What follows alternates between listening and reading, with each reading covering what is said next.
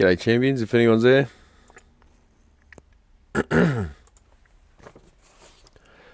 Just testing my new lights and stuff, see how they look.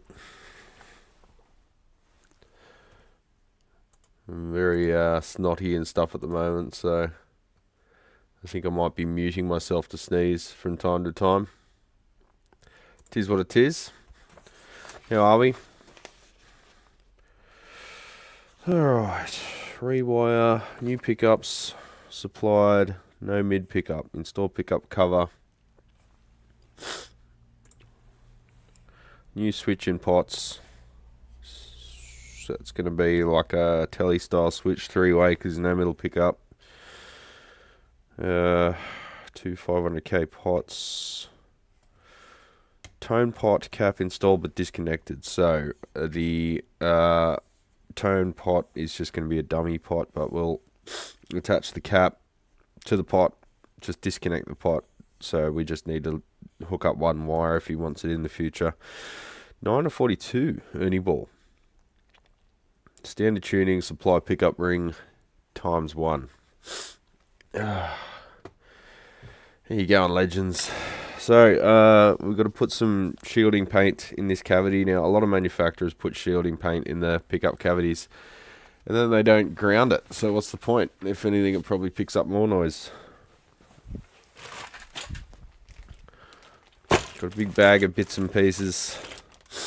We've got to put it all together and get 3 functional guitars. We've got notes, we've got contact details, so I'll keep that off the camera. Alright, so we've got LTD Eclipse 401 FM, a Jackson Randy Rhodes, and this LTD M403. Lots of stuff to do. Alright, let's get our parts together first.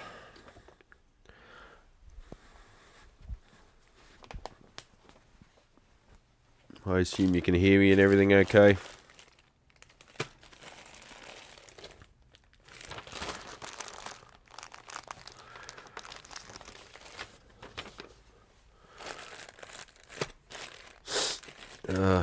Sorry about the lack of videos, Legends. Been sick as.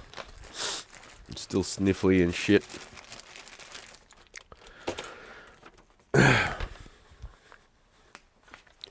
When I get a cold, it just goes straight to the nose, and it's like debilitating hay fever for multiple days. I've got a little mute button so I can blow my nose.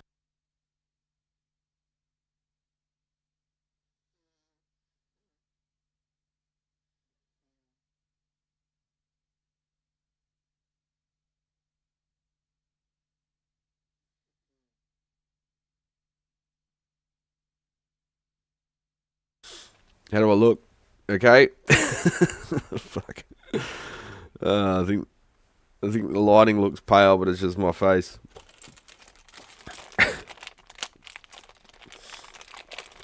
At least it happened on the weekend. When you're a kid, or when you're a teenager or early 20s, you get the shits if you got sick during the weekend because you wanted to party. Now it's like, thank fuck it happened on the weekend so I don't have to deal with the constant onslaught of customers.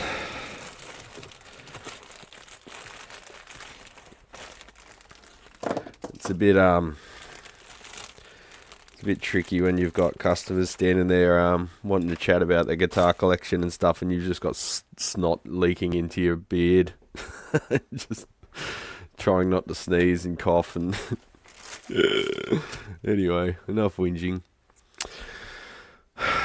So, yeah, I'll get started on the drink reviews again. I've been off that because I can't stop sneezing for 5 minutes to review them, but I'm starting to get good now, so I'm going to have to do some catch-up ones, which will probably suit everyone fine, because they won't have to deal with me every day, because I'll be doing multiple ones. Well, yeah, no, still every day, but I'll get a few out of the way, so I'll do 2 at once for a couple of episodes.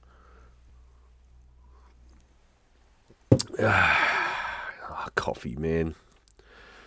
Yeah, I can give up alcohol, no worries, but don't make me give up coffee, Jesus.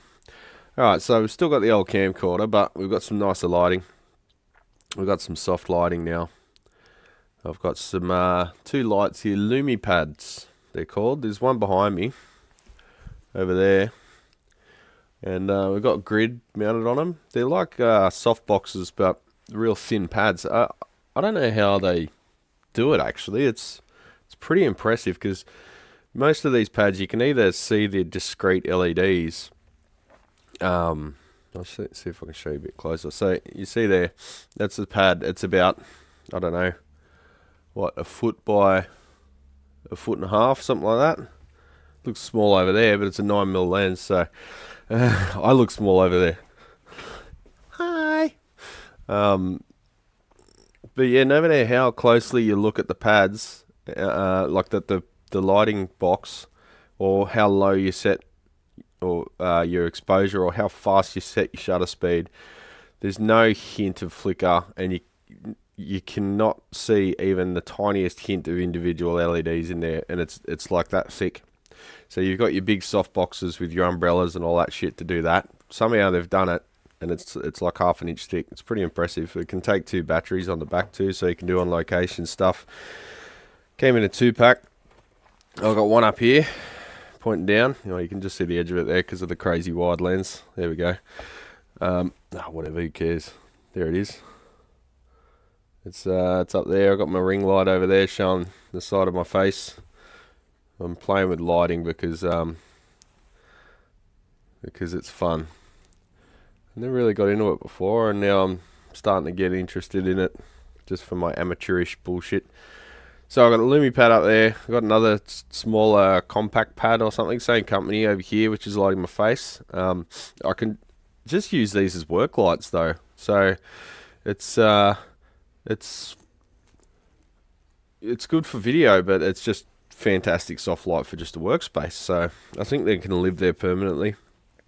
But if I wanted to do some on location stuff or something in the garage, like woodworking, you just unclip them, and it's got 2 stands. I've got them mounted on the shelf, but I can just unclip them and take them home with me and put them on the stands in the garage. So yeah, welcome to Brad's Guitar Garage post discovering lighting. Where's my spoon?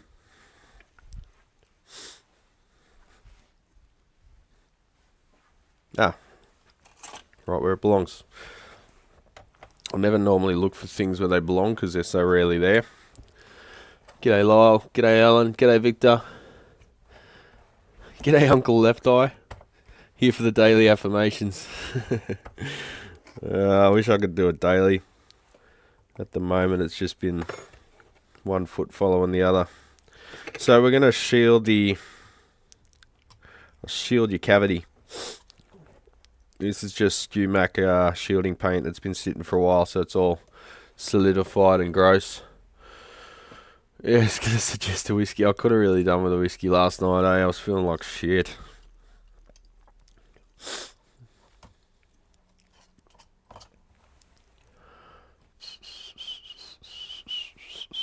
G'day Christopher Soulos. Nasal spray works for me. It cleans the pots. I've tried a few and they all seem to work against me. It just fucks me up for the rest of the day as soon as I spray shit up my nose. I don't think it's the cold anymore. It's just my nasal membranes have been damaged. I'm very sensitive to like dog fur and stuff. I don't really get it seasonal from the pollen or anything. I'm really sensitive to animal dander. But what I think caused it was we had a family dinner on last Sunday, so not the one before, not yesterday. So I caught it off their kids, because kids are little disease vector fucks.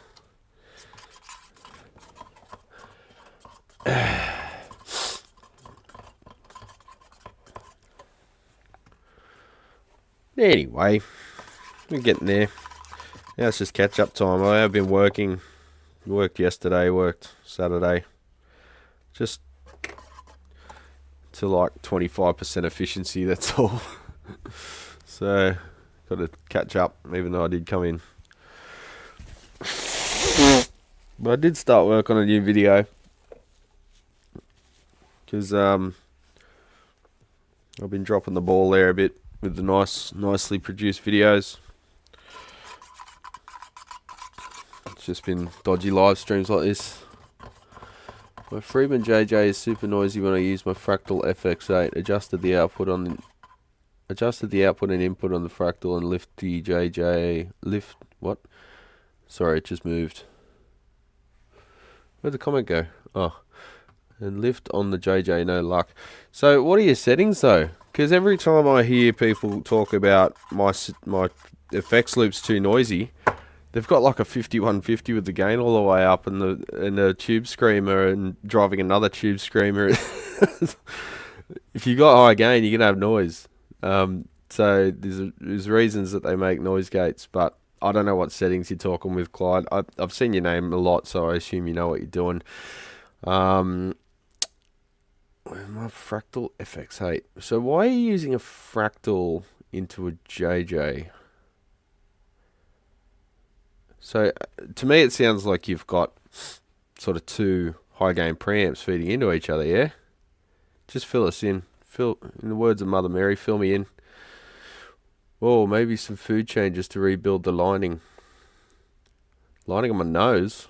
Olive oil. Yeah, I eat heaps of olive oil, Chris. I bathe in the stuff.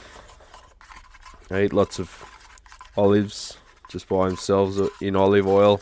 I don't like that briny shit, but when you get olives in olive oil, so many people that hate olives taste them when they're not in brine. They just don't like the brine. You taste them when they're just in olive oil.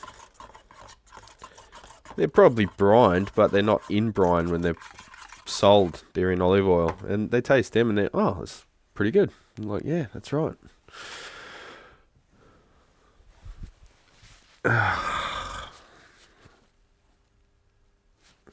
Hum, noise, or hiss, then. Yeah, when people say noise, I assume they're talking about hiss. Generally, people will say hum if it's hum or buzz if it's buzz, but you never know. There's been many times where I've assumed and they're completely off the mark.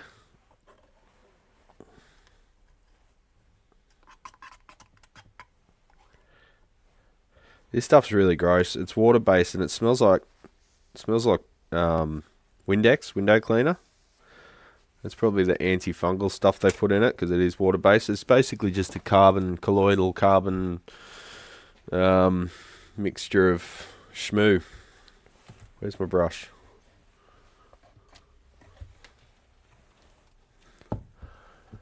There it is. So let's check before we go painting the thing. Let's check the pickup fits. So he supplied me with hiss. Okay, I use the effects loop. I use the effects loop with the Fractal, but hang on, the Fractal's a preamp. So you're using a preamp in. So it goes JJ preamp, EQ, whatever, and then into effects loop. I'm assuming the effects loop's just before the master on the JJ, and then it goes to another preamp. So I think you're not really using that how you should be. You should be either, well, the Fractal's a modeling amp, yeah. So wouldn't you be using the Fractal or the JJ? So the Fractal has effects built in. So do you have? I've had Fractals here for like replacement displays and stuff, but I haven't got too far into the structure of them, the architecture of them. I'm assuming there's a preamp that may be able to be bypassed, so it works like a standalone effects only unit at line level. So that's what you'd have to do, I guess. Check that your level is what the JJ was designed for. Fractal can be used as separate modeling and effects. Yeah, well, that's what I was thinking. So that's a level mismatch. Yeah, so it sounds like it's set for line level. And the Friedman loop is -10. Yeah, so that's probably in your global settings, as it usually is found. A lot of these effects processing units, they'll have like a global menu that goes to your MIDI settings and all that shit. Global EQ, wet, dry, dry kill, dry kill. A few other things. Probably get demonetized for saying dry kill because social media is retarded. Alright, let's see if this pickup fits, because the owner has routed and it looks reasonably well done. I've seen guys hack at it with a chisel, what looks like a sharpened spoon, but it does not fit. Okay, right, so he told me that he made it fit. He did not make it fit, so it fits if it's on a weird angle and it's super tight. God. Pickup installations always are like a minimum of 1 hour, because there's always some shit like this. It'll just fit, but there's no play at all, and it's like tight. Let's see where the pickup ring lines up to. So this is really annoying, because this means I've literally got to go home and cut it and come back.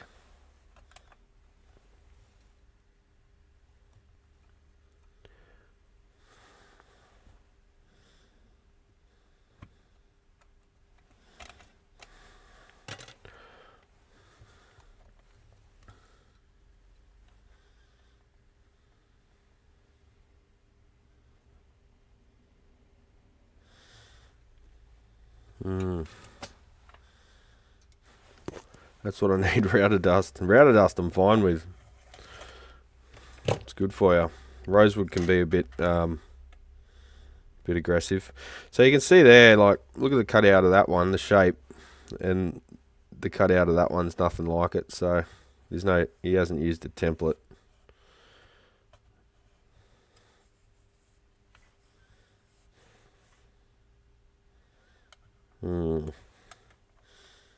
It does fit. Tempted to just install it.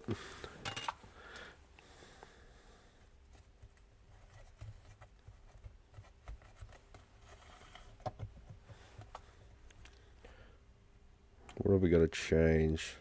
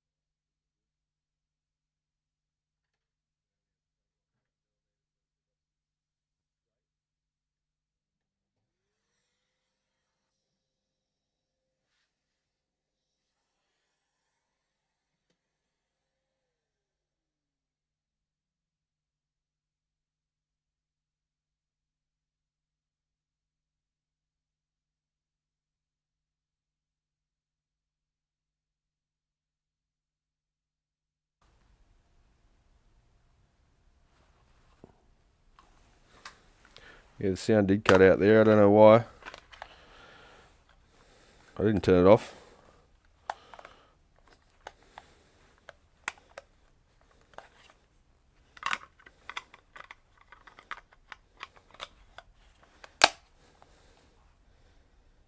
flashing. Does that mean it's almost dead? I don't know. I have to get out the manual for that shit. Let's give it a new pair of batteries just in case. I thought it was supposed to last a pretty long time, but I guess not.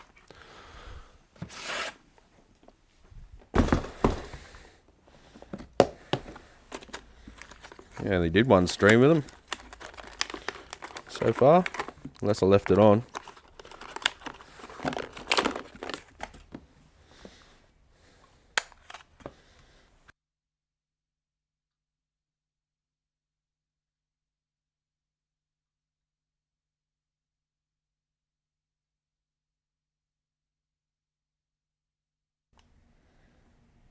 Yeah, it's not flashing now. I guess flashing means low battery.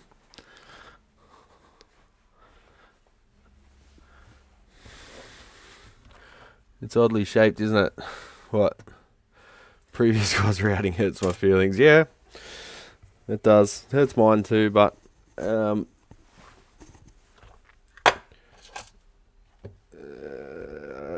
sort of don't really want to go donating 2 hours of labour when he said it's all good, you don't have to worry about it.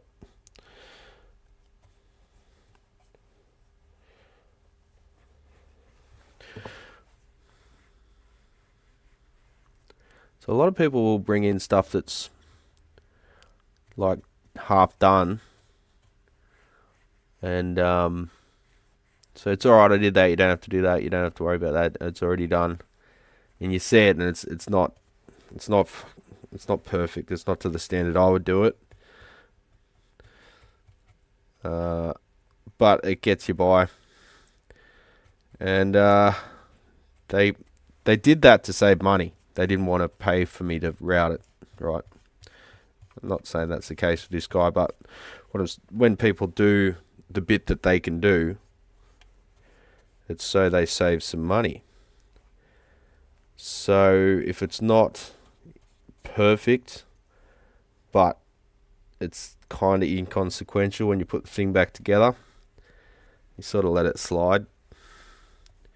If it's something electronic, we don't let it slide. Soldering's a big one. Everyone thinks they can solder. Yeah, I soldered that in yet. No worries, just give us a setup. You look at it and it's like you breathe on it and you break the wires. It's like, okay, I'll just put it together and it won't work, and then at the end of the day, we're going to have an impasse because they're going to be like, it doesn't work. I gave it to you and it worked. It's like, yeah, but you gave it to me with soldering that looked like a bird's nest, yeah?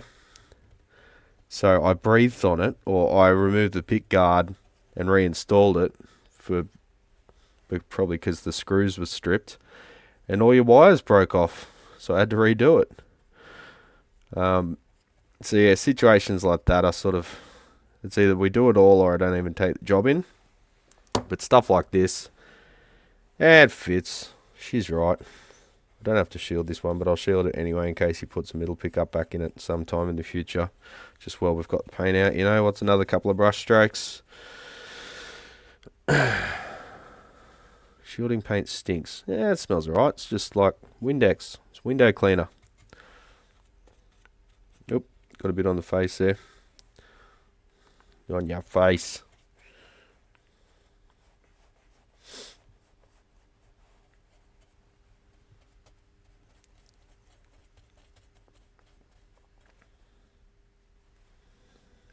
So yeah, even the manufacturer, they put this shielding paint in here.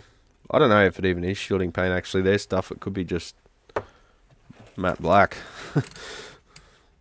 But then they don't, no, it is conductive. It's showing about 29 ohms for about an inch. Then they don't connect it to anything, so it's not grounded. And in some situations like a tele pickup or whatever, where just like the body of the pickup or the screws will be touching it, no biggie. But this is a plastic pickup ring. Sometimes they'll put a little dab of paint, like on a telly with a control cavity, they'll put a dab of paint on the surface, and that's enough to just shield the cavity, shield my cavity. Fill my cavity, don't mind if I do. But in this case, you need to actually run a wire to each and put a little screw with a little washer. Otherwise, there's no point doing it because it's not grounded. Just wash that brush before it goes manky.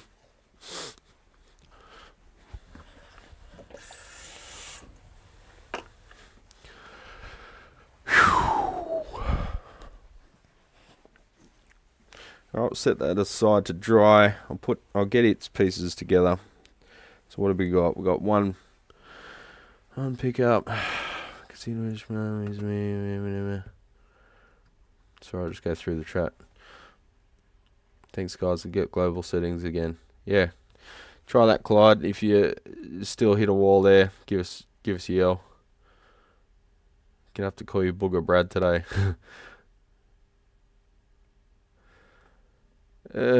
Previous guys. Oh yeah, we're back there. Oddly shaped, isn't it? Yeah, that's what she said. Curves to the left. That's not the only thing she said. Shielding paint stinks. Hope you can't smell it at least. I can smell it. The smell didn't go away. The taste didn't really go away. So that's good. That's always fun. So we've got two knobs, sorry. Two knobs, two pickups surrounds. We've got the screws.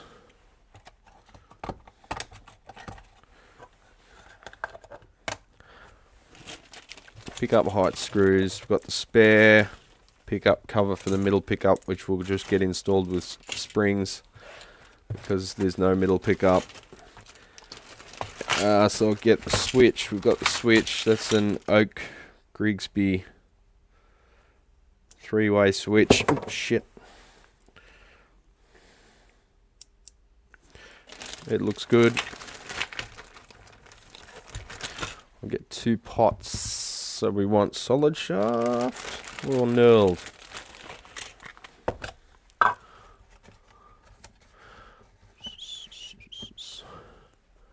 I had a tech rewire my guitar once because he didn't understand what I did. I was pissed.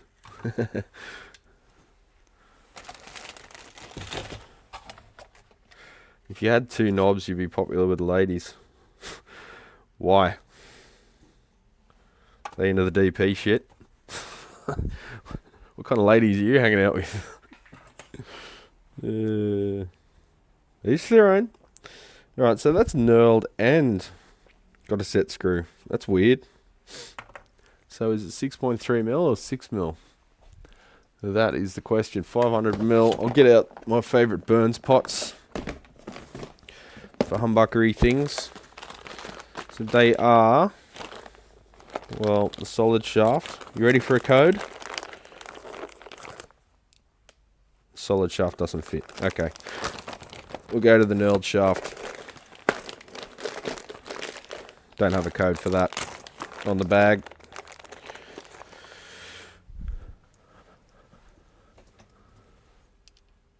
That fits. Sweet as. Alright, we've got everything we need.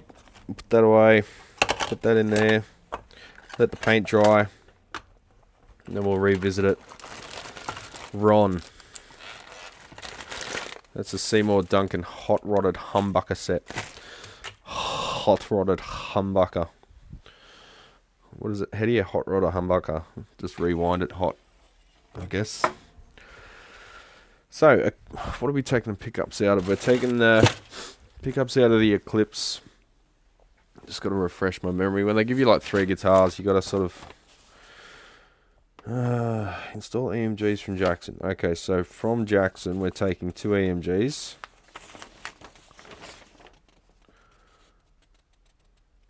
And we're putting them on the Eclipse. Okay, so we need the Jackson first.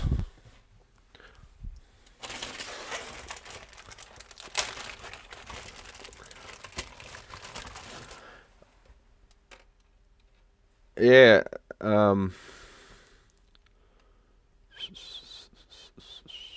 Ungrounded shield can act like a cap with the air gap to the pickup, creating a bit like an antenna. Yeah, it's worse than not having it.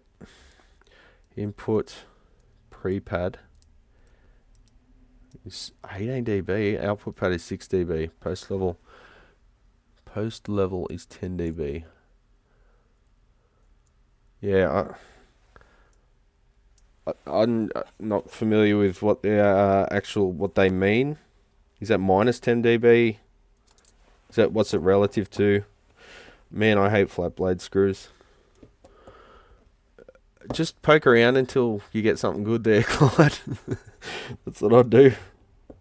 Poke around. Have a play. Do these screws not fit? No, they fit. They're just flat blade pan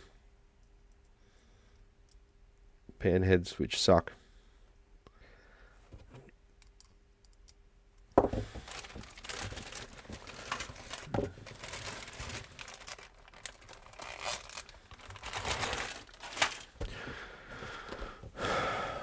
Input pre-pad. So pre-pad? Input pre-pad is 18 dB. So 18 plus 18 dB, what? So fuck ton of gain. I don't understand, sorry man. You've got to just have a play there and you'll figure it out. It sounds like nothing's wrong, it's just settings.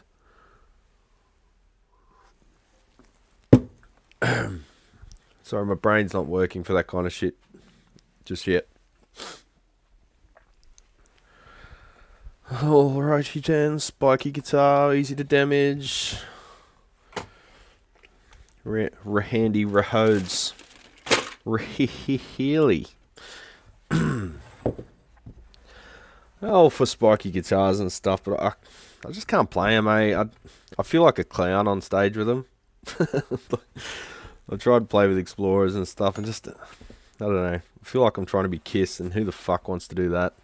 So, this one we've got to take the pickups out, which includes the active electronic, touch the mic, sorry, includes the active electronics because it'd be 25k pots, low impedance.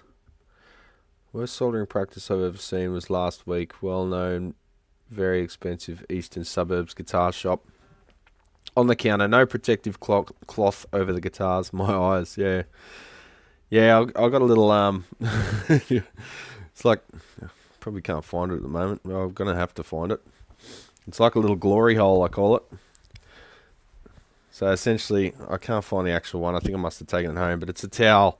It's got like a little, yeah, one of those in it. And that's what I sort of work through. It's like a surgeon when they're working on you and they've got the cover of shit and they've just got to expose what they got to open. I mean, you know, it's flux. It's flux splatter is the worst. Well, it's not the worst part. The flux splatter is one thing, but usually that cleans off without any sign.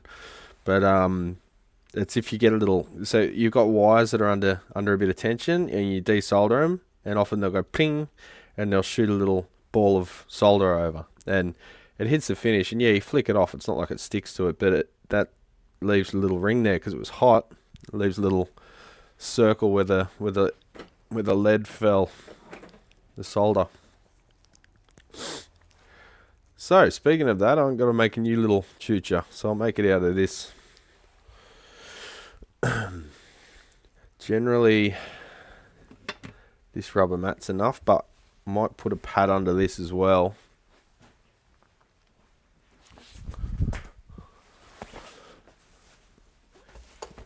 Just to make sure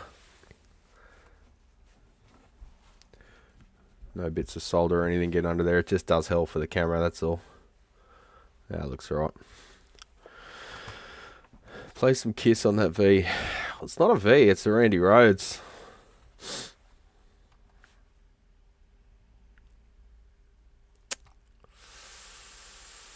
I think it has an unbalanced line setting. I had a metal buddy back in Kalamazoo with a 81V. It was so heavy and cumbersome, not the most comfy. Yeah, they're super uncomfy unless you're playing like a classical. one V under your leg and one V over. Can't have heavy metal without heavy guitars. I don't know. Oh, excuse me, I've got to blow my nose again.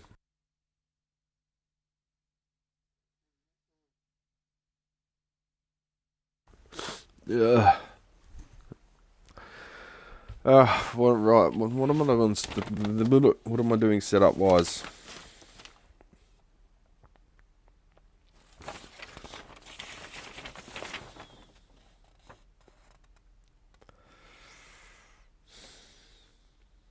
Alright, I think he's just doing the jacks enough to sell.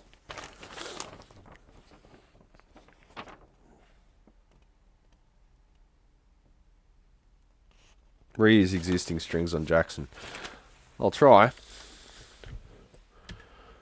But, you know what happens when you say yes to that? They snap when you retighten them.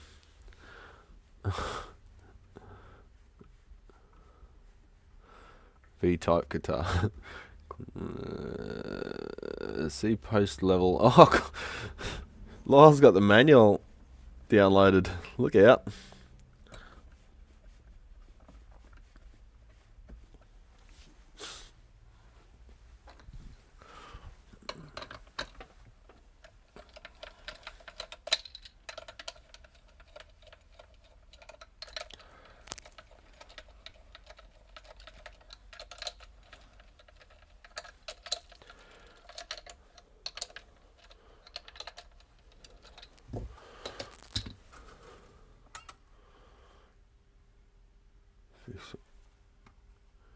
Okay guys, I got it. The input and output needed to be the same. Noise is gone. Boom. There you go.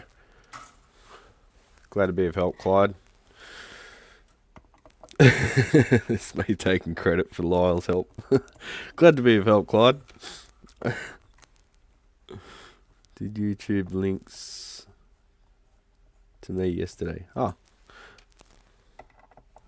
That was my pleasure. Like I said, Lyle, I was awake anyway.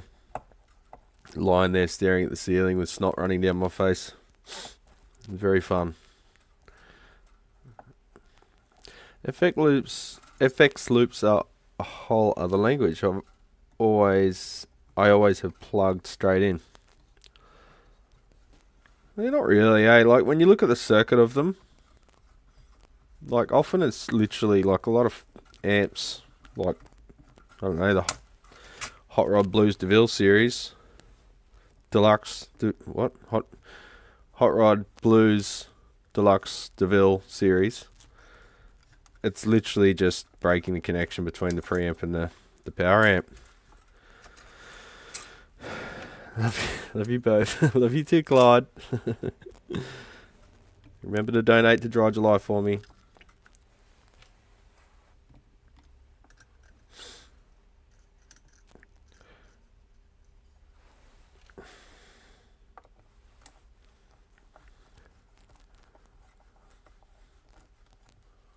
Yeah, most of the local guys there seem pretty traditional from what I hear. Lyle, like, they're playing in the Fenders. Just, I guess it's a lot to do with the style. When you get to, like, Nashville, I guess you'd probably have a lot more model-y type, like, higher tech stuff. I kind of like that about Memphis. Just plug in and go, mate. It's all in the fingers.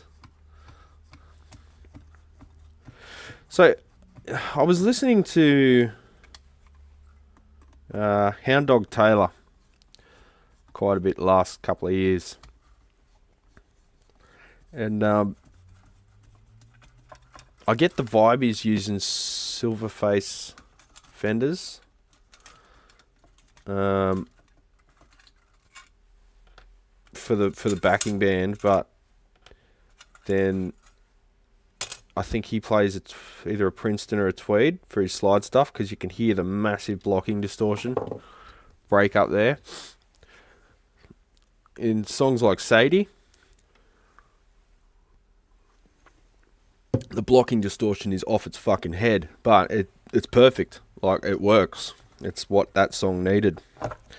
So to me, that sounds like he's using something that's got a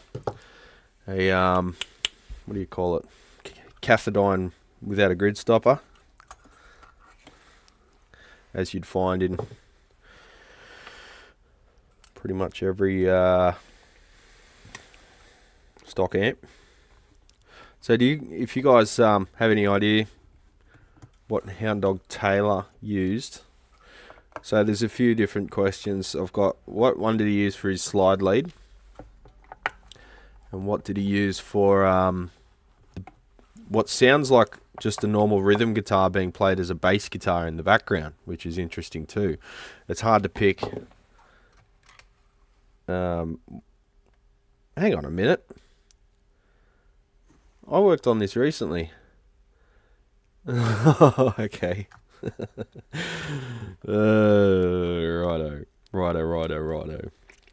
I thought this was a different guitar, but no, this is the one where I suggested that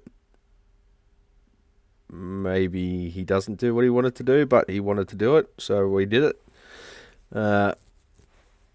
We've got two 12-volt batteries in here. I'll show you in a sec. It's a bit of a rat's nest because we struggle to fit everything in. Got two 12-volt batteries in here with a pull switch to switch between 9-volt supply and 24-volt supply to the NGs, because they can go to like 27 volts or something. I didn't detect any difference at all. If anything, maybe slightly lower noise floor, but just. But yeah, a lot of extra effort to just go between two supply voltages. And now we're ripping it all out and transferring it to another guitar. So, yeah. This is my work. 6 fingers. Yeah, the 6th one was kind of useless though, from what I hear, Alan. It was like a little stub. It depends on the players. I think I've got to turn that light down a bit. I'm getting a bit close to it and it's blowing me out. There we go. Now it's too dark. Hang on. Now it's dark. Heineken? Fuck that shit. Depends on the players in Nashville. The really great ones play like Memphians. It's the pop country guys playing like Nash Vegas. Yeah, I think Nashville's somewhere I'm not really that interested in going. My auntie was into Nashville country, and I was into, you know, Slim Dusty and John Williamson, like the dirt, the raw stuff, you know, not much production. The guitar leads were like plugged directly into the console and just clipping the mic pre. They were pretty basic recordings. Just really nice recorded acoustic. No bells and whistles. Tiny bit of reverb, if that. Nashville's just pop. Let's face it, it's not country really, is it? It's just pop. It's soulless, like cookie cutter bullshit, essentially, isn't it? It's just, I can't really identify with it at all. You can tell it's accountants in charge, not the actual artists. Enjoyed Lyle's stream this morning as well. It's good, Rob. Yeah, it was a good stream. Go back and watch it if anyone hasn't. I'm sure most of the people here have come from Lyle's channel anyway, so you've probably watched that before this. But it was a fantastic idea for a stream, promoting some other channels, and the cool part was that some of the other channels were there. Time Preservation Society, I forget his name, but he's a legend, and he was in the stream, in the chat. Yeatsy Guitar was in the chat. It's cool. I like seeing everyone succeed and do well. They really deserve it. Channels built on sharing knowledge and helping each other out and lifting each other up instead of controversy or grifting, which is fantastic.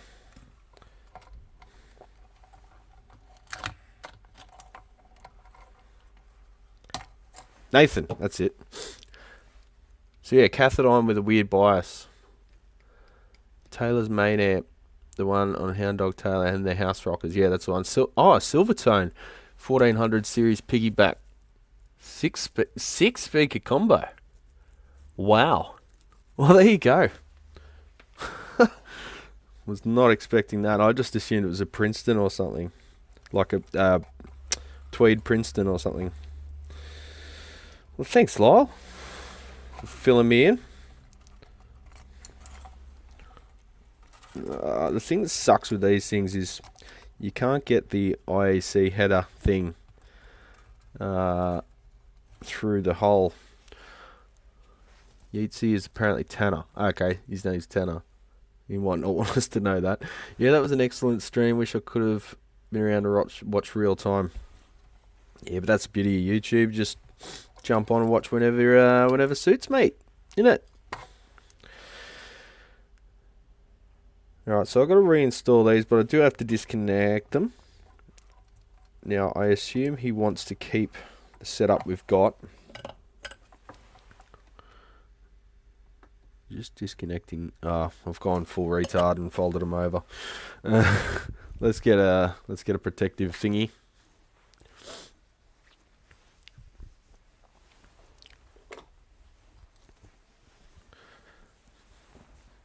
So this next few days, or today and tomorrow at least, is just basically going to be catching up on the setup stuff. Just getting them out the door, basic stuff. Because I can't move in the storeroom. It's ridiculous. I've cut off repairs for the rest of the month again. Everyone gets so upset, and it's like, what do you want me to do? Do you want me to take your guitar in and not get back to you for ages, and then you get upset about that too? Like, you just can't win at the moment. Everyone wants you to do the impossible and just look at their job and no one else's. It's not the way it works. So yeah, they get upset if you take the job in and don't get back to them within 2 days, even though there's like 70 jobs in the queue. And they get upset if you don't take it in, so you can't win, basically. But I'd rather them get upset with me when I'm not in possession of their guitar, essentially. That's the better of two evils. So if they get upset at me while I've got their guitar, well, then the onus is on me to either give their guitar back, and then they're super disappointed because I've done nothing to it, or put their job in front of everyone else's with no real justification for that. So I decided to just cut off repairs, sort of like we were talking about the other week. Just taking jobs in for the first week of each month.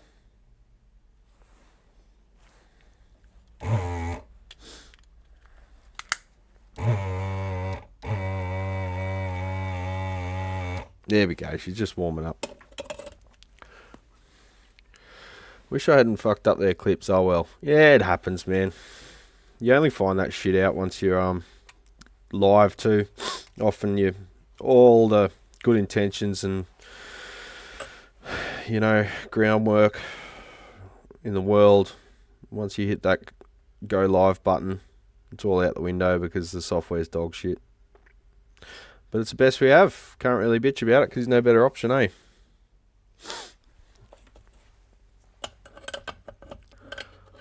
Even with the shortest clips. I honestly think the clips still did them justice. You selected some pretty good... Was that just their channel trailers that you pulled? Because they seemed already sort of curated. No rush, just checking. Yeah. Oh, fuck.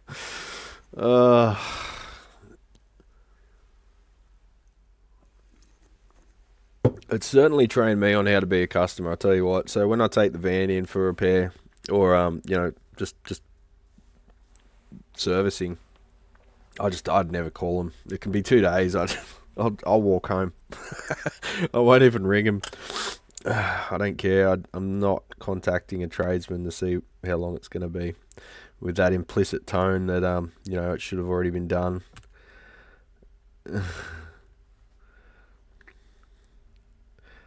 I think I need a bigger tip. Story of my life.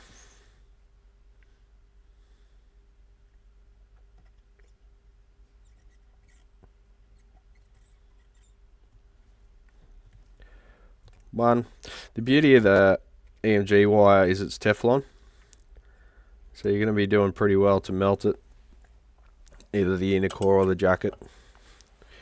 So it's got that going for it, in the words of Bill Murray.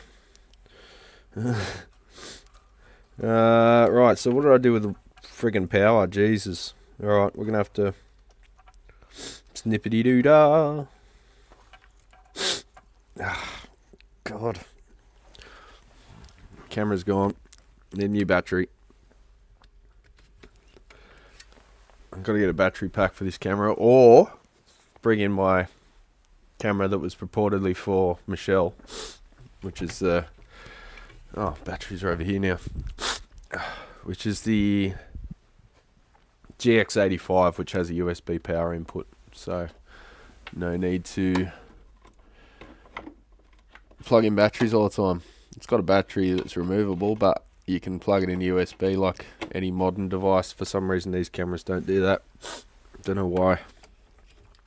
You'd think they'd have like a charger built in. And we're back.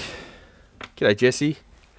Have I got anything from you, Jesse? I think we're even Stevens, aren't we? Do I owe you something? Parts or something? I forget. Sorry, just one moment, legends.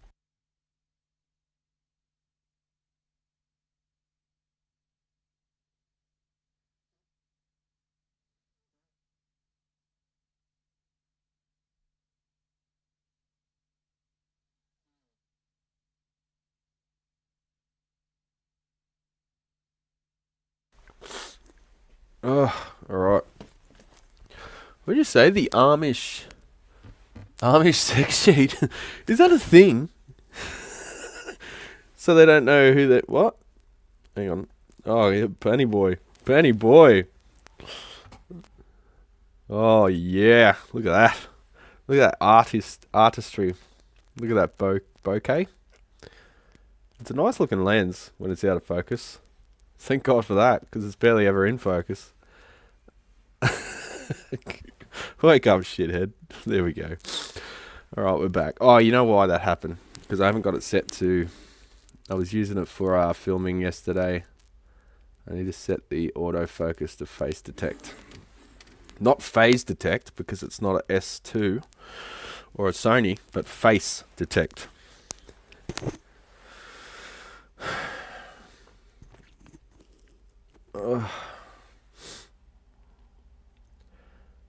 Old towel with a slit cut is how you know the guy's a pro. Morning, Brad. Good to see you back on deck. Morning, Dad. See you tomorrow. Yeah. Did you want to put it back a day? Because I'm still pretty snotty. I don't want to make you sick. Dad's coming to town, and I'm going to force him to live stream. What do you reckon, guys? We're going to make Dad live stream, because this bench here is his bench when he comes into town, because it's got the pace, which is he's only using pace, you know, only the best. And it's got the Tektronix analog scope, which he feels more at home with than the Rigol. I can't blame him.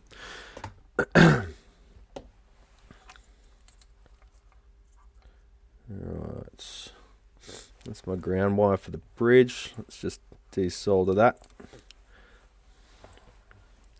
I've got to sort of... yeah, so back to the Amish sex sheet. May as well get fully demonetized, eh?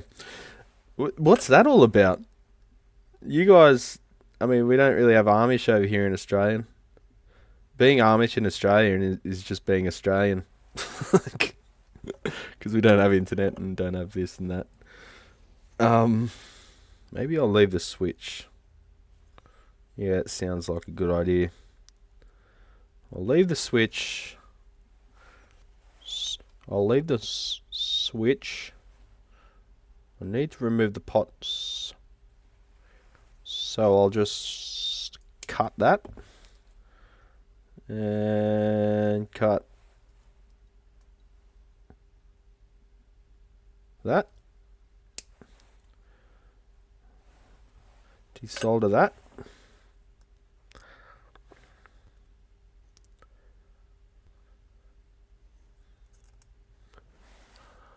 The slit in the sheet is for modesty. Are you talking about like after they're married, they still do that? Really?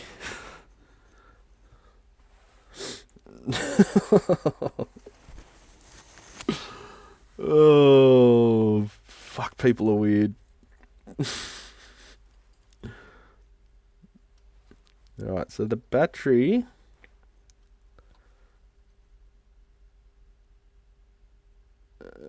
what?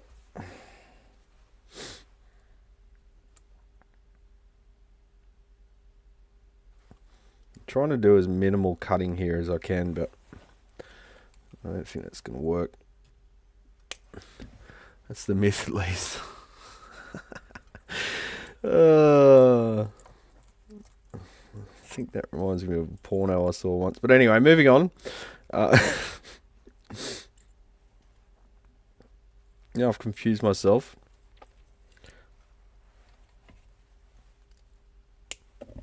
Wouldn't be a Brad's Guitar Garage stream unless I got demonetized for being inappropriate now, would it? Alright.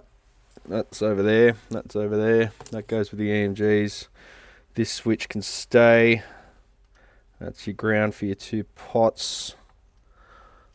No, never asked. Have you guys met Amish people over there? Are they pretty common these days? Surely, I bet they're still on Insta.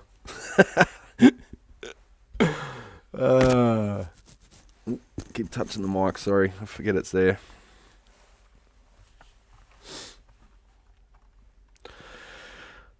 I need to find a Tektronix digital scope. Is a bit weird to me. The digiscopes, they're not weird. You just got to understand that instead of having a phosphor memory, I guess, you think of the phosphor as like a sample and hold almost, like a form of memory, the phosphor on the front of the CRT.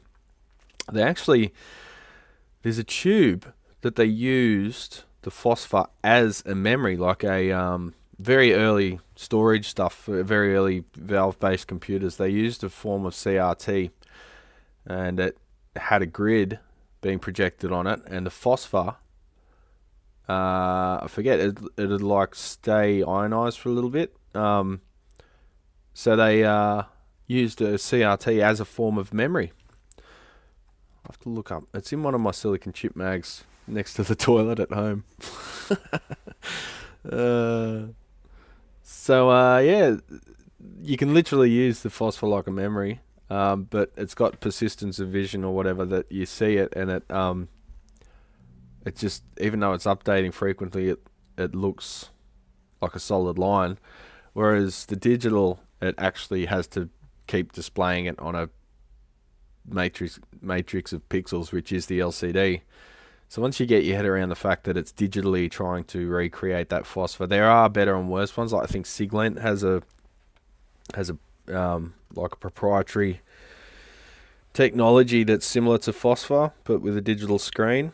They've all got their little bells and whistles, but yeah, once you get your head around the fact that the entry level scopes have pretty shit resolution, so you're not going to see every tiny little blip. But we're working on audio here, man. We're not making like missile guidance computers or anything.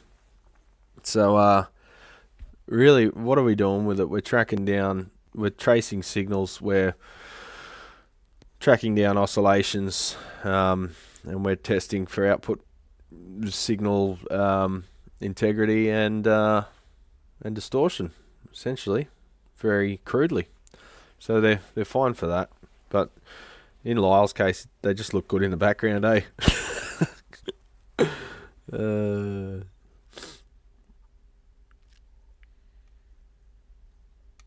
Am I using a compressor or gate for my audio? No, I'm not. I think I'm using a tiny bit of compression, just more limiting than anything for when I get excited or if I sneeze.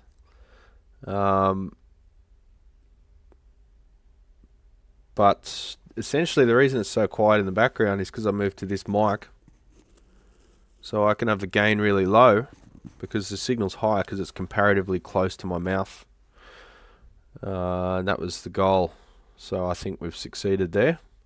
Because I move around a lot, I can't really have a mic on a stand, and I'm talking to you while I'm in the storeroom and making coffee and taking a piss. So the handset thing, I just put it on and forget about it. I don't have to be cognizant of my proximity to a microphone. So Brad, just tell them 6 months on a repair, but offering them a deal on a new purchase to tide them over. You should see their face when you try that, Jerry. They do not like it. The reason I started selling stuff is because people were bringing in a lot of stuff that was beyond repair, and I said, look, this is probably buggered, but this over here, maybe you might be interested in at least trying it out. So yeah, I started doing that. Sort of works. Looks like a Leroy Neumann painting. What? Looking good, Billy Ray. You said that on the comments the other day. Are you talking Billy Ray Cyrus?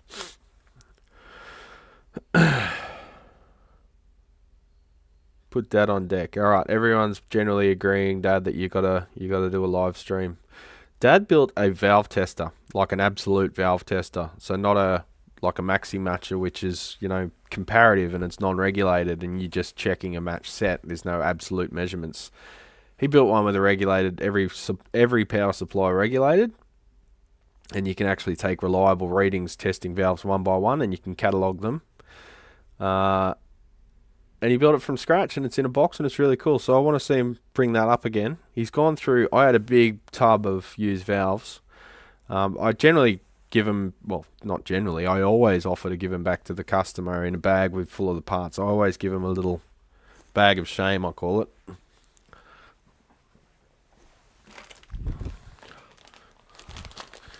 So there's one that's just like, oh, hang on. That's just like all the parts left over from a job, the old valves. One of the valves will be usually fine in a pair, and the other one's fucked. Or in quads, you know, you'll have one short, maybe the other ones look a bit heat damaged, but otherwise work. So they'll go back to the customer, but probably 50% of the time, customer goes, I don't want it, just throw it out. Okay, you sure you don't want to make like Christmas ornaments out of the valves or something? And they're like, nah. So I ended up with this big box of valves, and Dad went through and tested them all, and he sent me a spreadsheet the other day of all of the parameters, all catalogued. Like, Jesus, retirement looks fun. So yeah, now he's pilfered all my valves, which is good.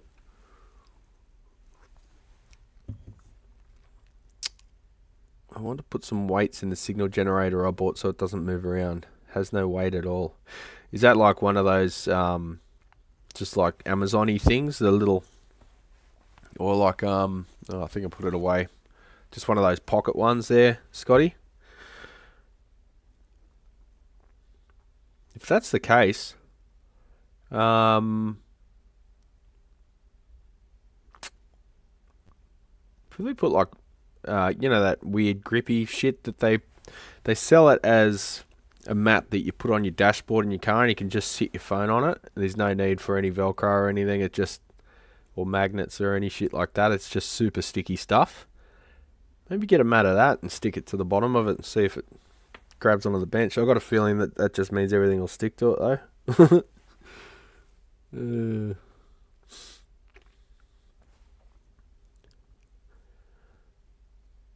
Yeah, it's a bit of it's always the case, isn't it, Dustin? Yeah, modesty, code word for control. All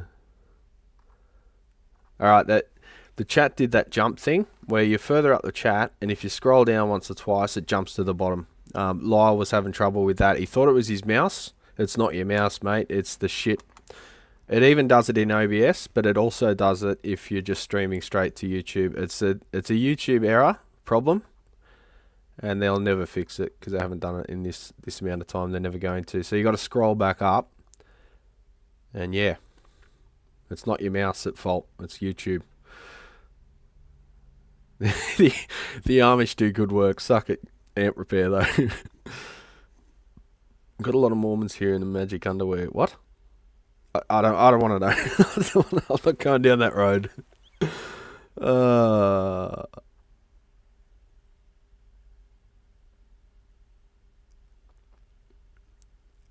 I've moved user. Oh, I guess you mean I've moved to the iPhone for signal generator. One more old large box off the bench. Oh, but I like large old boxes. I've got the BK Precision 4017A. I know that it's fully not required. And I've got my favourite, the BWD 160A. I love test gear. I don't know. I just like it.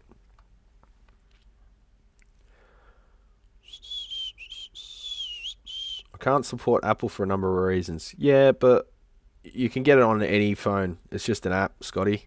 In fact, the iPhone, I don't know how you do that. You'd have to have the stupid lightning to 3.5 connector going to a 6. You'd be like Connector City, right? You'd be better off having a Motorola or something.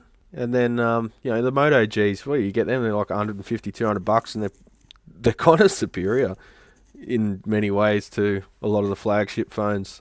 You can throw them at a wall and they just laugh and bounce off. Ha ha ha, you can't hurt me, I'm a Motorola. So one of them with just an Android based app, because it's all Android. You can get Android oscillators. That'll work well, and then you've got a headphone jack. I'm regretting my S23 massively, because the thing's a pile of shit. It's super fast processor, and you can stream in like 4K and shit. But the camera lens is fucked. It should be a recall. If there's a class action, I'm fucking joining it, because I want it fixed, or I want a fucking replacement phone that doesn't have a shit phone lens. That literally the lens on it is worse than like a camera I had in 2006. It's like the glass is fucked essentially, and there's no getting around that. They had this thing, and I laughed when I read it. Oh yeah, we're fixing it with a firmware update. No, it's an aberration in the lens. You can't fix that with a fucking firmware update. So don't pull the other one, Anyway, don't get the S23. The S23 Note, or whatever it is, the bigger one, Plus, I don't know, the one that's real square and awkward and isn't conducive to being a thing that you put in your pocket, which is why I didn't want it. That lens is fantastic. It doesn't have the problem. It's got the same processor and everything. So if you're going to get one and you like the stupid big ones that you can't fit anywhere or can't hold in your hand and use your thumb on it, get one of them. But I don't know. Phones just got tiny down to the Nokia tiny things where you had to use a pen to press the buttons, and then they just went whoop. I think as soon as porn came out on phones, the screens went bigger.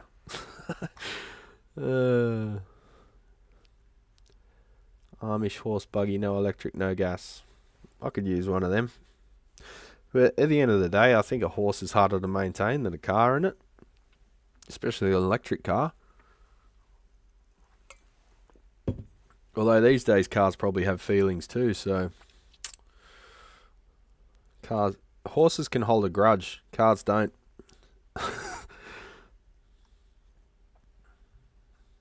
Might be one for my Android phone. Yeah, Dustin, I can't discuss. Yeah, let's not discuss religion on a Monday morning. Hey Brad, I'm in the market for a new acoustic, looking for something with a heritage vibe that will last. What would you buy for an acoustic, and are neck resets any cheaper on bolt-on styles? Well, yes they are. So I would suggest either a Faith, but Faith is kind of modern, so you don't really have that vintagey Martin-y vibe. I'd very much not suggest getting a Martin because the necks are set at the wrong angle and you probably need a neck reset straight out of the bat, like out of the gate. Neck resets here are, they can be up to $1,000 if you're getting a ramp put on to have flat. If it's got a cutaway, you want a ramp put under the fretboard tongue, because it's literally, once you reset the neck at the right angle, now there's a little fold at the 14th fret. So you need to make a little wedge of rosewood and glue that in there as well. As resetting the dovetail at a different angle. Martin they're an absolute joke. Don't buy them. Taylor are good. Taylor have a dryer joint, which you can undo with bolts, and you can shim at a different angle as the guitar ages and the top changes shape. So Taylor are good, Taka Mini are good. Maintenance hit and miss. I can't really promote Maiden because of their bridge assembly, and it's not built to handle string tension, and they often fail, not always fail. When I show something that is a recurring fault and it doesn't happen to every single fucking instrument ever made, I get eviscerated in the comment section of my videos. Oh, I've had one for 10 years and it doesn't do it. Okay, well, good for you, dickhead. But are you saying that these 50 I had this year haven't happened? Because they have happened. I just don't know how to start that argument without being aggressive because I'm so sick of it. People basically saying you're a liar because their thing hasn't failed yet. It doesn't mean it happens to every single fucking one, but it means it's a common problem. There's a very high chance that it will happen. But not 100%. Like, it's not how fucking bell curves work. It's not how Gaussian distribution works, you fucking child in the head. So anyway, you got this same shit with all the shit, dog shit brands like Mesa Boogie and that. Like, there'll be some fucking white knight that comes out and says, "Oh, mine's fucking fantastic." It's like, yeah, okay, well, it suits your needs. Fantastic, that's good. I don't wish bad upon people that have them. I want them to have what they think they're getting, but 50% of the time they don't, and that is way too high. So I don't know. I've got to think. I've been watching a lot of debate channels, like political stuff, which I'm not going to go into here. I'm not watching it for the political content as much as I'm learning how to debate people and how to prepare an argument, because I'm not very good at that, and people get you cornered and you go into a paralysis, and that's when you start just either walking away or you start getting frustrated, and it's very difficult to get your point across. So I'm trying to learn how to ferment my position into a argument and present it more effectively. But I'm trying to do that in everything in my life at the moment. I don't really know why I've got a shop, or why I do what I do, or why I've got a YouTube channel. I need to do some ayahuasca or take mushrooms or something and figure out what my goal in life is, because at the moment I'm sort of just one foot's following the other, and I don't really have a mission statement. So I watched Time Preservation Society's mission statement video, the very first video on his channel yesterday, and I thought, that's really good. I should have done that. I was working, and then I wasn't, and then I started working in this, and then I was full-time joiner for how many years, and I was just doing this as a side gig, and then it became a full-time gig, and it was just sort of everything went from there. It was like an avalanche. It wasn't really here's my plan. This is what I want to do with my life. Here's my 3-year plan. Here's my 5-year plan. No one really does that, do they? And if they do, I think they're full of shit. Because how do you do a 5-year plan? You don't know what the fuck's going to happen. How does your 5-year plan take into account COVID? Like that kind of thing. So, I don't know. I never really thought the 5-year plan or anything was anything other than corporo wank speak. So I didn't bother with it. But now I'm realising that without clear goals on what you want to achieve, it's kind of hard to do the smaller stuff as well. So, I don't know. I'm thinking more about just trying to plan stuff before I do it. And I've got to say that Lyle's probably been an inspiration there, because he's like autism level planning. Gets like fully focused and like, no, I've got to figure this thing out 100%, and then moves on to the next thing. And yeah, I don't know.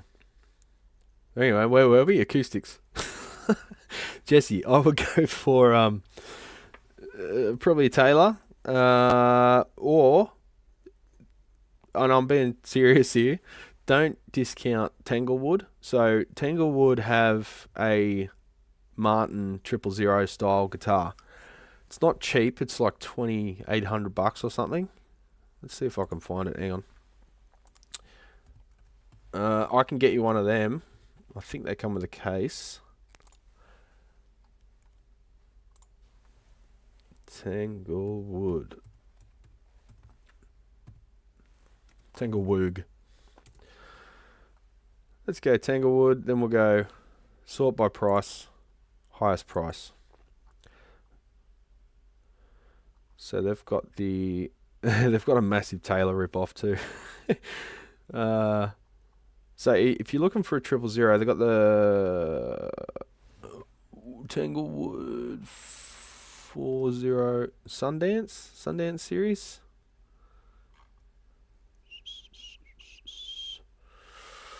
You can buy a Tanglewood that's $3,500, man. Like, bear that in mind. So they're not just Chinese choochers. So are you looking for like a 000 or a Dreddy, or what are you looking for, Jesse?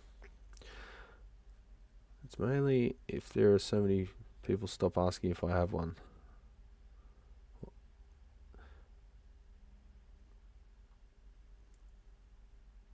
I think the new lab is working great. Yeah. It's this one, I think, he's talking about there. Beautiful wife unknowingly gave me a German Shepherd puppy from an Amish puppy mill in a late middle age. Sophie dog is now paying the price. Poor breeding practices. Yeah, that's fucked. I am so... I've really got to bite my tongue every time like a friend gets a French bulldog or whatever the fuck they are. French whatever. Like the pug looking things with the fucked up heads. Oh, it's so cute. I'm looking at it just going, oh, it's inbred as fuck. It's going to be dead in 5 years. But the Frenchies, they call them, they can't even breathe. You can't walk them because they can't breathe enough to live.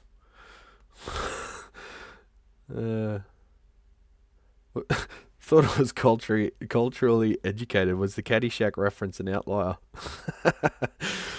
I love Caddyshack. Looking good. Oh, Billy. Oh, sorry, Trading Places. Yes. No, I haven't seen it for ages, Lyle. Sorry. Yeah. I've got to watch all those old movies. We put on Netflix last night because I was lying on the couch about to pass out, and there's so much shit on there, and I just see the old movies and I'm like, oh, fuck yeah, let's watch that. Fuck yeah, let's watch that. Yeah, there's so many new movies that are just cannon fodder. Let's just put them out. You know, no real vision. There we go. We're back to the vision thing. So it makes for mediocre content. G'day, Liz. How you going? Oh, sorry. Didn't cough mute. Liz Edwards is here from Big Clive's channel. Good to have you, Liz. I just went New Zealand then. Blue tack it to the bench. Yeah, there you go. I don't know if you guys call this blue tack, but that's just that shit that you stick posters to the wall with. I use it for everything. Jesse, I'm extremely picky about guitars and I freaking love the Eastman. Yeah, Eastman's another good choice. I don't sell them, so I can't help you out there, but Eastman's another good choice there, Jesse. Stay away from Sigma. They look good on paper, but the frets are fucked. You pretty much got to pull them and refret it from the factory. The frets are all over the shop, lifting, coming out. And you'd glue them down, except they're already ground so much off the fret that you may as well refret it. So if you do get a Sigma,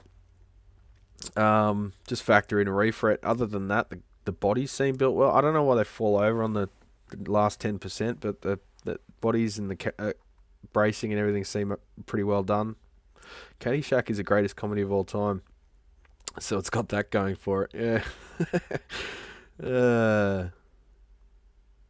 Try swapping from live chat to top chat and back. No, Jim, it doesn't matter what you do. It's always done. It always will. Yeah, I was going to try some of both of those. All of the Martins have tried to have super high action. That's right, with limited saddle adjustment. Ooh, like fuck. No one believes it though. They're just like, you could tell the sky's purple, and as long as Martin says the sky's purple, then the sky's purple. So, yeah, I have a Motorola phone. The camera sucks though. Oh, okay. I heard the new cameras. Oh, it might be the new one, Scotty, but yeah, okay. Well, I guess that's what we've got cameras for, though, eh? Every phone camera is kind of shit compared to an actual camera. everyone says, oh, there's no difference now. Look, it's got the background blur filter, and you know, you take a photo of someone's head and the background's blurry, but their ear's blurry too. And it's just kind of distracting. At the end of the day, you're taking photos, putting them on social media. No one gives a shit. Found a Taylor Big Baby for $200. That's a good deal, Clyde. They're good guitars. I only use a phone for texting and as a phone, and take pictures with it. And look up porn. Pull the other one. Go sell stupid somewhere else. Yeah, that's right. Dog's life. But a horse could find its own way home. Yeah, but so can a Tesla. I saw a meme the other day saying, like now Teslas can automatically drive and shit. There's going to be a higher than zero chance that there's just going to be lots of old people that just turn up to their destination dead. Because the auto drive's just not noticed that they're dead. But I think there's like feedback things, like if you don't I don't know. I've seen people asleep and the Tesla's still driving. I don't know how the hell that became legal, but anyway, it probably isn't. But how's it possible? Yeah, there's visual facial cues that should be like dead man switching kind of deal. I don't know. I don't know how Teslas work or what they do. I've never sat in one. I've only seen them in traffic. Porn equals gross? No, it doesn't. Depends what you're watching, Alan.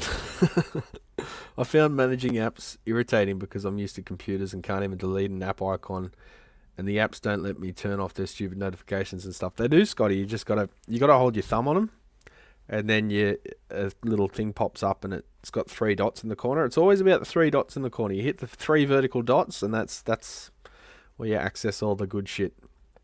I have an old guild that needs some attention. I just had this one. Just finishing it off. I've got to glue some bracing. It's a beautiful old guitar. Let me just camera it. Yeah, so that's a Guild DD-55.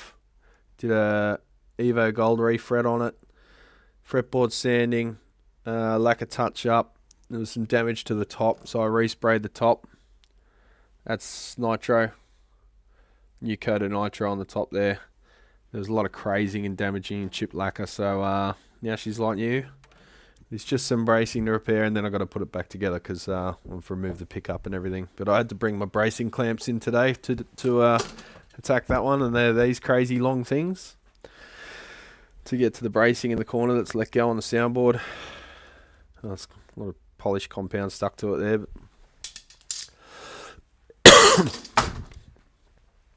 so anyway, Taylor just don't sound great, especially plugged in. Oh, really? I found they sounded okay, but the Takamine you might find good because they've got a different pickup. It's similar to the Maton pickup, the Takamine ones, or some of them. They've got separate slugs per string. The split saddle ones have 2 just conventional piezos, but just shorter.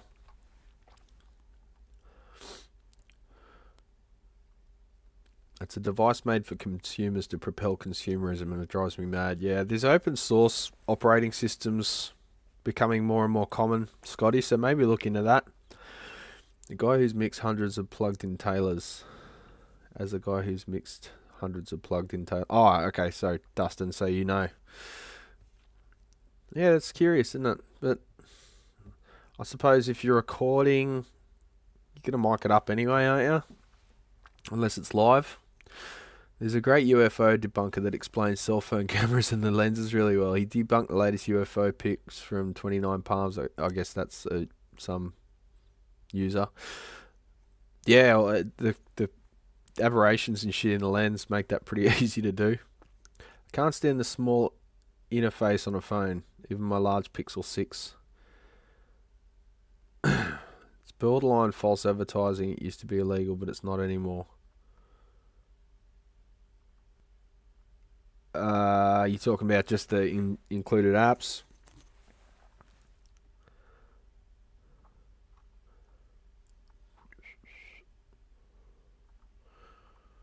Oh, we've got a very lively chat today again. I'm not going to get much work done this morning, am I?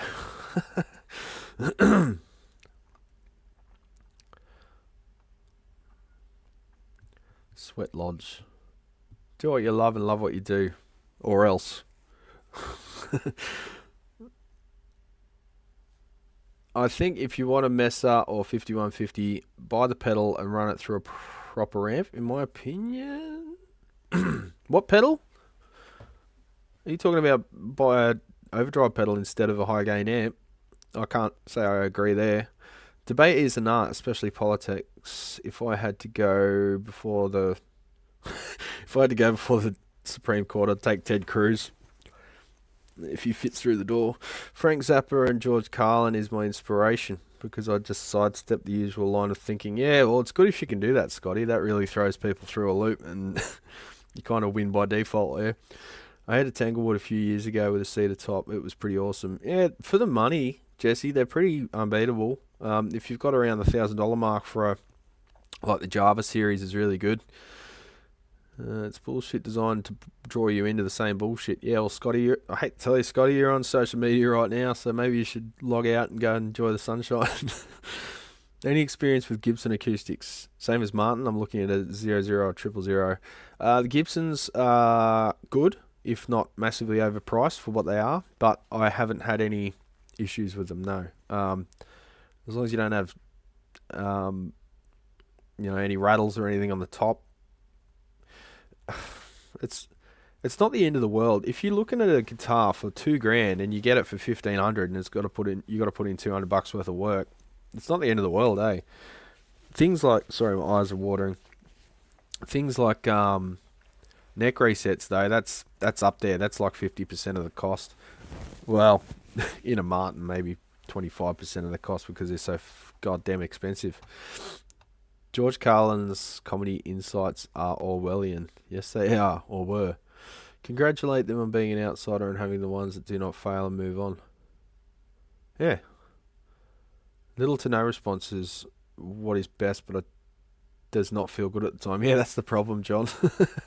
It's not satisfying. You can go, oh, good for you. But there seems to be an implicit tone that I'm lying to people for some nefarious purpose other than trying to save them money. Australian political debates are better than US. Soundbite marathons that pass for debates. Yeah, the whole filibuster thing. Pugs are arguably the dumbest dog breed. Hate to say, but yeah, I mean it's true, and it's such a taboo thing to say. Gam jam. It's like it's patently true. It goes back to the guitar and amp thing. It's patently true, but no one wants to hear it, and you're a bad person for saying it. It's like, whatever. But with a guitar, they're only doing themselves harm. With a pet, they're doing the pet harm. And it's like, hi Brad, is there much of a tonal difference between power and tube preamp brands? No.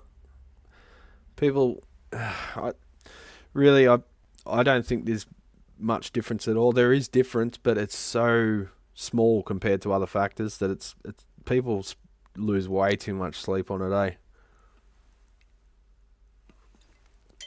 Trying to find reliable brands is the name of the game these days. I've had a smart cat too, but seen plenty of dumb ones. It's like humans, it varies, yeah. Cannot ship French bulldogs on an airplane and cargo hold. Have to keep them in the cabin with an O2 bottle. Really?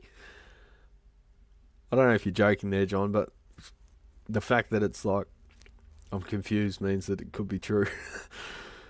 Sigma is important Martin. I guess you mean imported Martin. Are they actually related to Martin, are they? I don't know. The ones I've seen have been good construction of the body, but shit house fretwork and shit nut and shit saddle. But all of that's repairable. Not mine. I had a black lab and a mixed terrier that were all love all dogs. Yeah, dogs are fantastic. I wish I wasn't so friggin' allergic to them. I get better over time with a particular dog. My dad's German Shepherd was dumb as a rock. Were they though? I mean, they're the ones getting fed for free by us. Maybe they're smarter than us. They're just playing dumb.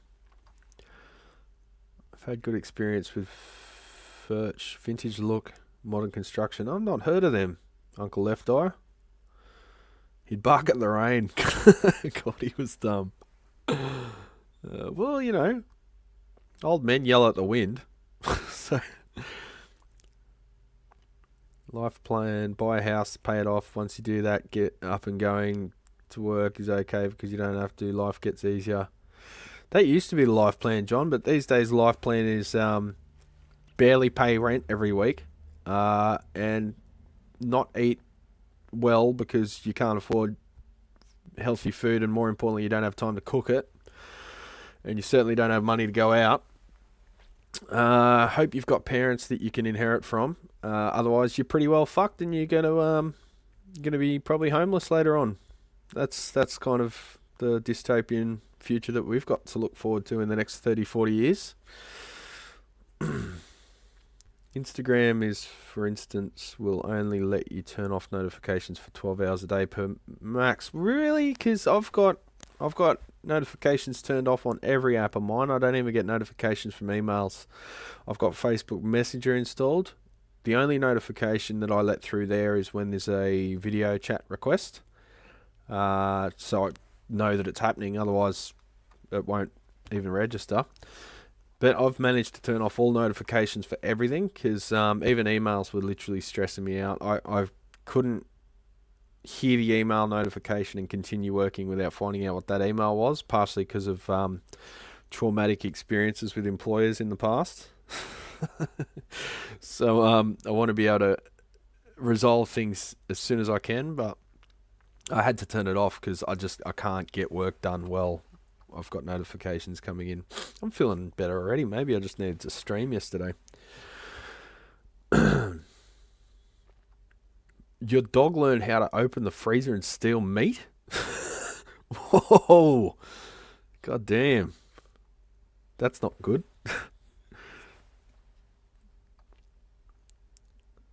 Do you halve or double the ohms when pulling two power tubes on a 100 watt Marshall 1959? You double it.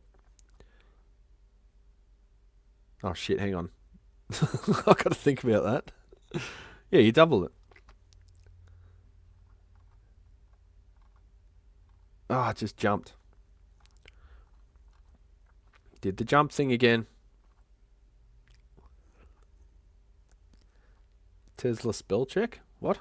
I got a Rockerverb 100 this week because of assurance from Lyle and you that they're well built, fairly well built.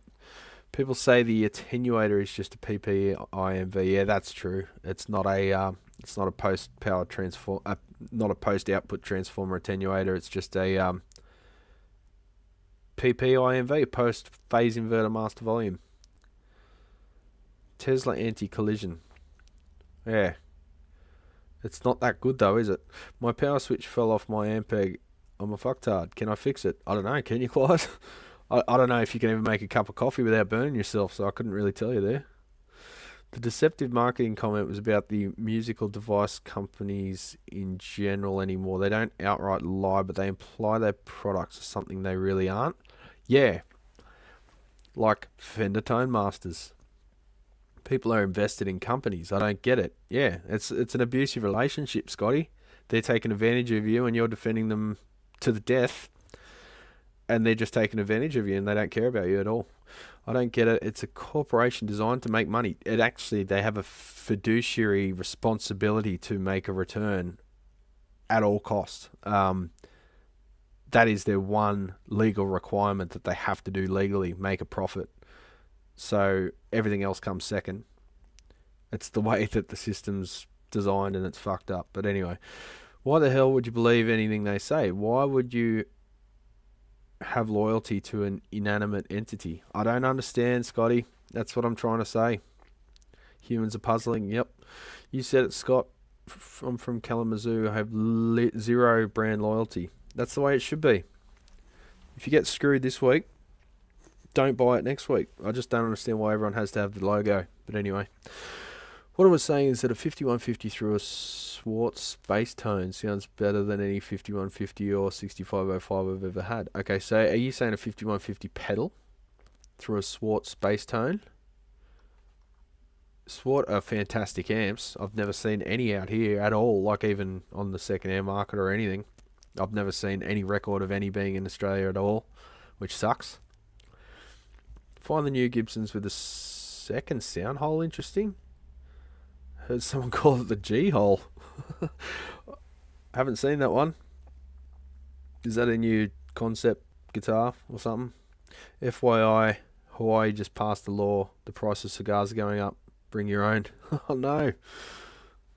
What? Okay, Victor. What kind of price level are we talking? What's a good example? What are you paying for a Cohiba Siglo?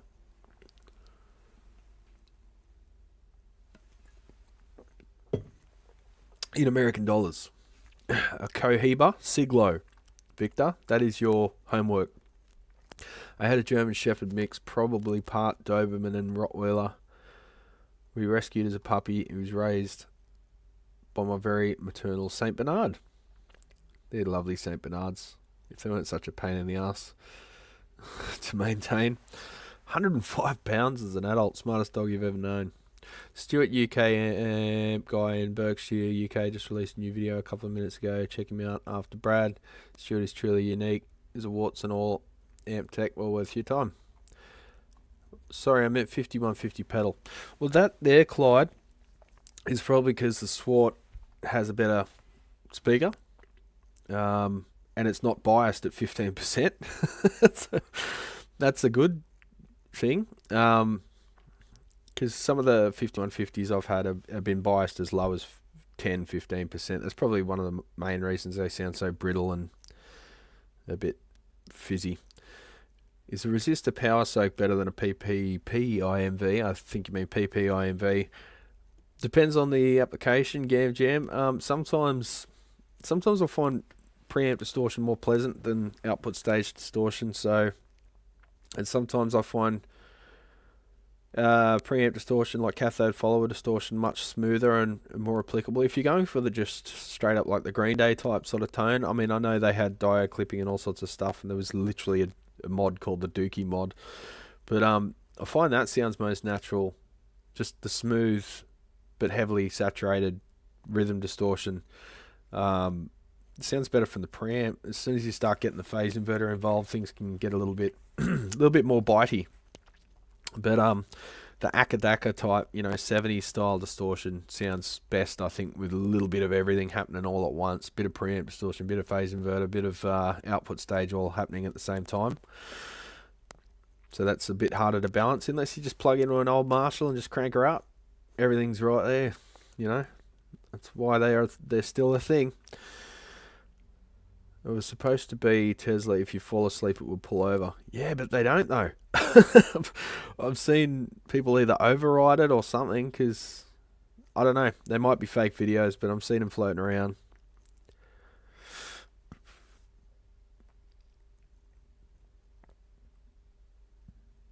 I'm a lefty, and by that he means left-handed, not left-wing. And I was notified by a friend of an estate sale. It was a bunch of lefty guitars for sale. Fantastic. One of which is a Gibson Firebird. Left-handed Gibbo Firebird. Wow, that'd be worth a bit of coin. I might have to buy, even though I just bought that orange. I would suggest buying everything there if it's Gibson left-handeds, because you will sell them and you'll be able to just name your price. Look at the sun coming up. How nice and golden it looks in the background. It's beautiful. 7:55 a.m. here at the moment. Got licked by a Saint Bernard once. Kept my hair slicked back all day. What movie was that had a big Saint Bernard? Was that Home Alone? No, there was a movie about a Saint Bernard, wasn't there? I forget. Same as your fractal Friedman thing, signal to noise ratio. Swart is sane. PV's not so much. Yeah, that too. The signal to noise, but I think the Swart output stage being biased correctly is probably a big factor there as well. My Gibson Southern Jumbo is great. Not all Gibson acoustics are, but it's easy to hear when testing them. I had a J200 in recently, and it sounded fantastic. It's like the Martin thing. Yeah, they've got issues. The playability's shit, and the binding falls off, and bracing lets go. But when you fix them up and you play that first chord, that's why people buy them, I guess. But then you got guys plugging into a piezo pickup and playing live with them all the time anyway. So what's that matter? Because no one's hearing it acoustically. But Bella is a lab pointer. She's incredibly smart, you know, for a dog. Yeah, you're not chucking her on the bench, are you, Lyle? But you know, she's not doing your DigiKey orders for you. But yeah, she's up there. Fellow lefty here back at you. I bought a bunch of left-handed guitars. When I opened, I thought I want to cater for everyone. I know quite a few lefties. Haven't sold fucking one of them, eh? There's a reason that they're hard to get. You stock them, they just sit there for years. Hard to imagine the sun coming up in Australia, but it's still beating down on my house in Western Canada. What? Isn't it like almost night there?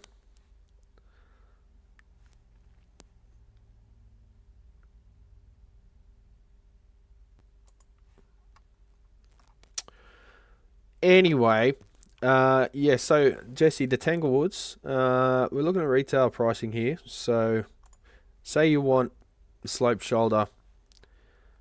Oh, that's a 12 string. Dreddy. Let's share the screen, eh? Desk share. It's a 12 string. They're the Taylor rip-offs. Have a go at them. There's like, and it looks like a Breedlove rip-off too.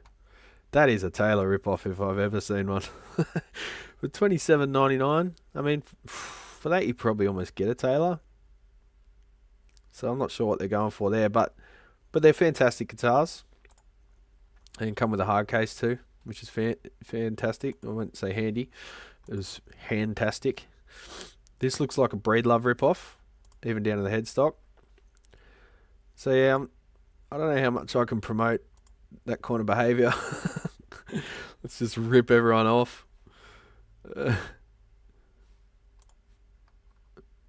Where are we? There's the orchestra style. $12.99, man. Like, and the fretwork's way better than the Sigmas. That's $12.99 retail too. I could do that for less than $1,000 for you, and that comes with a bag too. So have a think about them. I might get some in anyway because they're cool. And yeah. So what were we doing? Transferring electronics. Fuck. Maybe we'll just sit here and chat. I haven't stopped working all weekend, so this is like my weekend. It's 5:55 in Eastern Time Zone US. Oh, you know what I've done? I left my watch at home again. Damn it. Been watching Phil for years, doing real good guitar reviews lately. Yeah, Phil was the other. Phil Cook, was it? It's the correct time here. The Earth happens to be round. Yes, it does. I just thought it was later there, that's all. The Earth is really a dodecahedron. Fight me. If you want high gain, pedal plus good amp. Hey. I mean, yeah, if you don't want any switching or anything, if you're just going balls to the wall, like. The thing is, when you've got bands like Machine Head, yeah, they're using like a plexi with a tube screamer in front of it, but they've got like a $5,000 amp head into a $4,000 cabinet, and then they switch to another amplifier and another cabinet for the different tones. There's just infinite money available there. Your average user can't do that, so.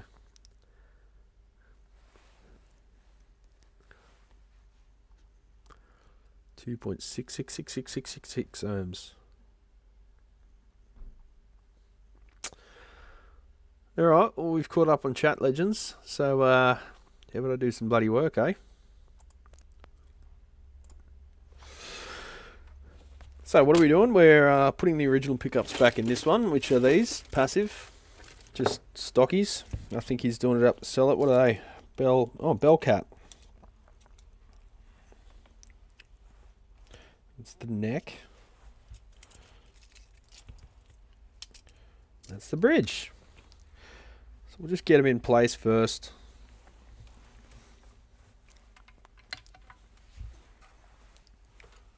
That's a chunky pickup.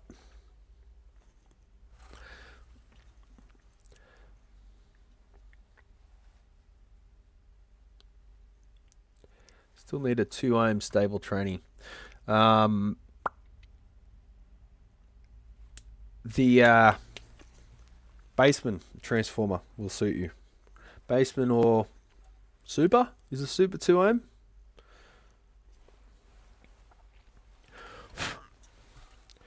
Going Amish style.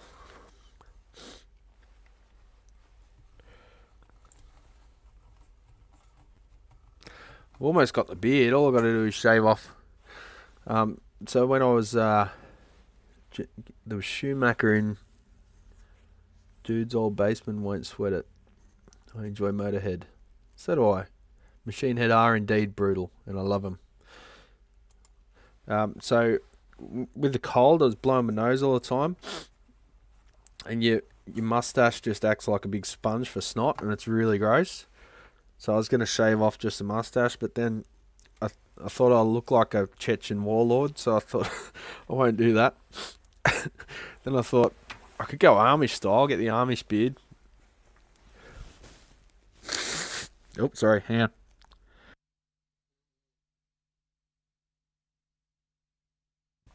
Oh, can't get Cuban and white. Oh, really? I thought they lifted the embargo, Victor.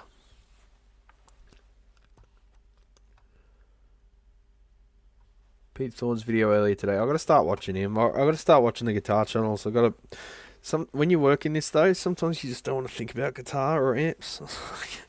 You know, so I watch stuff that's completely unrelated, either electronics or politics or you know, weather or.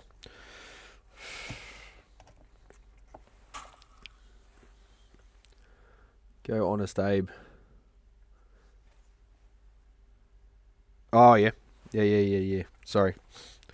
I'm Australian. Abe Lincoln. Did you say Abe Lincoln? No, I said, hey, Blinken.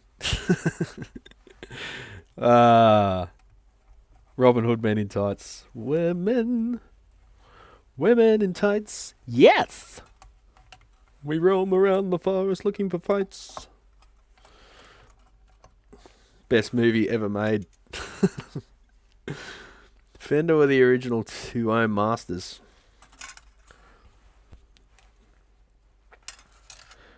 I got some of these from CE Distribution. They fucked up. I might have told you about this already. They fucked up and they listed these for like, I don't know, it was like face detect, focus. They listed them for like $2.50 or something. I thought that's got to be a typo. But I put it in the cart, put 2 of them in the cart, sent the order, and the order went off. I'm going, oh shit, I think they processed it. Really? And they turned up, and I got them for $2.50 each.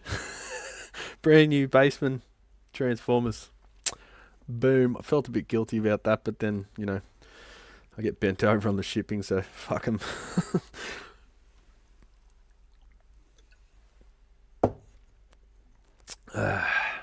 You remember that crap, but don't remember Eddie Murphy. Well, I haven't watched that for a long time. You got to remember when I grew up, Lyle, those movies had already come out, and Robin Hood Men in Tights came out as I was growing up, and I sort of got the humour.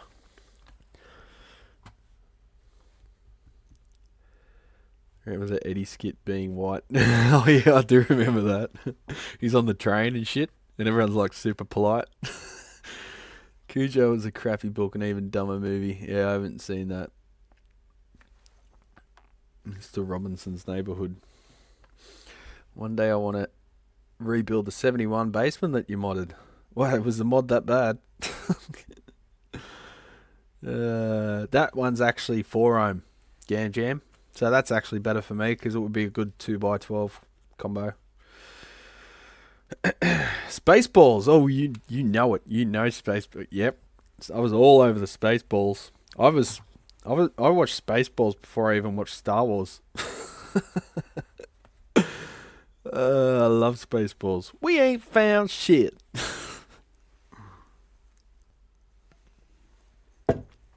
Raspberry.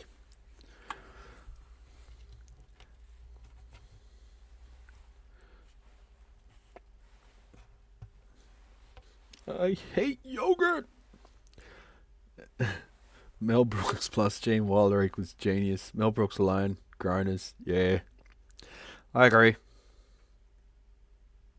Although, yeah, I don't know. I don't. Was he involved with Spaceballs? Gene Wilder? I know he wasn't in it. There's a beat up drip edge basement in a nearby shop for $9.99 US. Needs serious TLC, but he keeps calling to me each day. Make an offer, man. Offer him 800. Say, I'll give you 800. I'll give you 800 and you get to keep my daughter. That's 2 VOC from ST Voyager. What? No, the mods that I did on the basement were my first mods that I've ever done on an amp. I've since learned a whole bunch about soldering electronics groundskeeps. Excellent.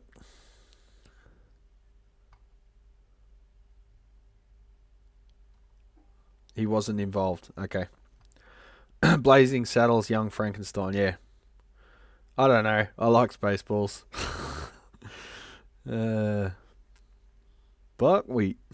Buckwheat sings. I remember that, Clyde. 1, 2, 3 times a Mayday. Buckwheat sings. That's going way back. That's like, that shit was 30 years old. Wookin' Punab in all. I remember that, Scott. Oh, was that Saturday Night Live, was it? Back when it was like good. Oh man, I watched that on VHS. We hired it from the local video store. Must have been Saturday Night Live, I guess. I don't know.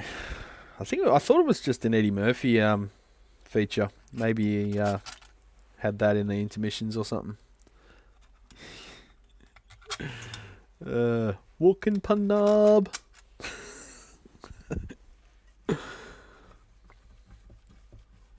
Miss the old VHS video nights when you're a kid and you're at the shop. We had our local shop. It's now a bar. It's a weird bar. It's got good beer and good whiskey, but the only food they serve is fucking potato cakes. Like, it used to be a tapas place and it was really good.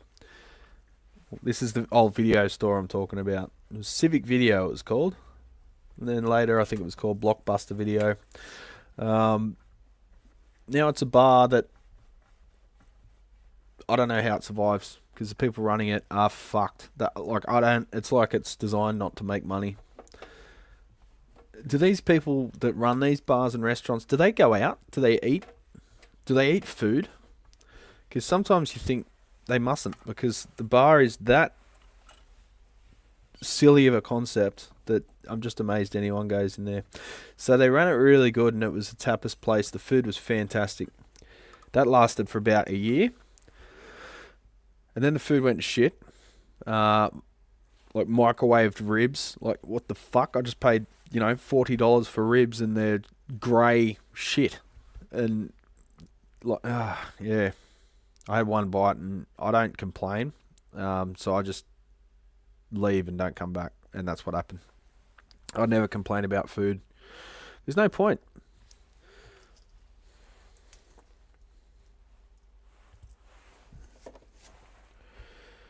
Alright, let's put these pickups in. I've got odd springs, but they should do the job. Let's stretch that one out a bit.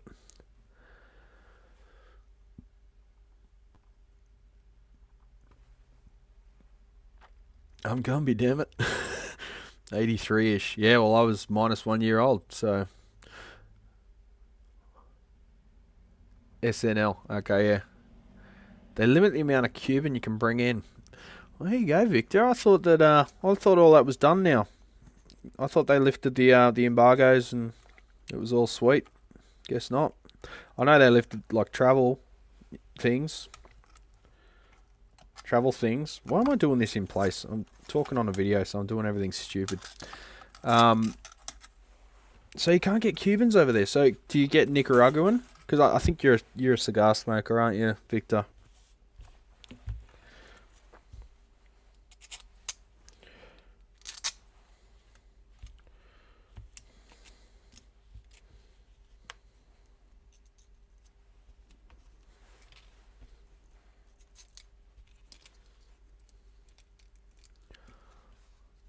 Might have been 82. Wow.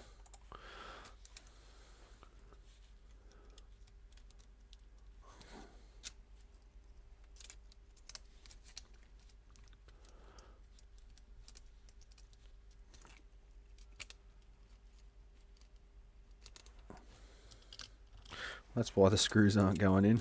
It's the wrong size. He's giving me the wrong screws.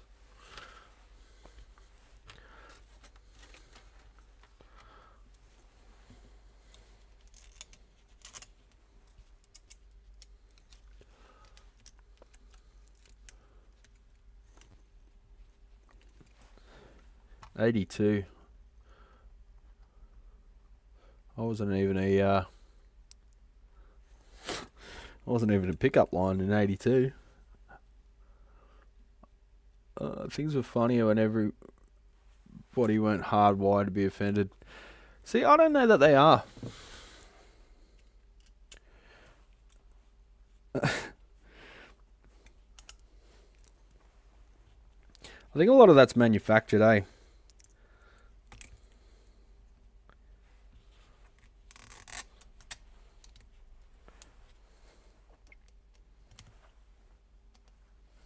I think there's a lot of outrage bait. So people are getting outraged over something, and then people are getting outraged that they're getting outraged, and it's this big feedback loop. And you know what the final result of that is? Lots of media engagement, isn't it?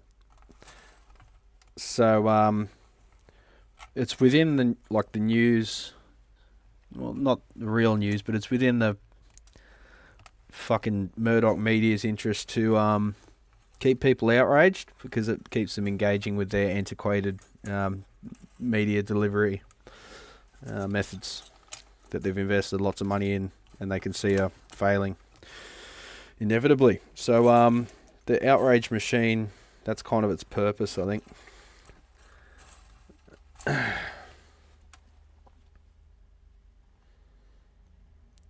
Her horse's name is Pokey. Eddie Murphy was Gumby. Yeah, I remember that too. In my experience, springs made the pickups microphonic as hell. Yeah, they do under very high gain, yeah. I tend to use silicon rubber. But in this case, they're pretty heavy springs. So big, heavy, thick ones don't, whereas the little thin, spindly ones do.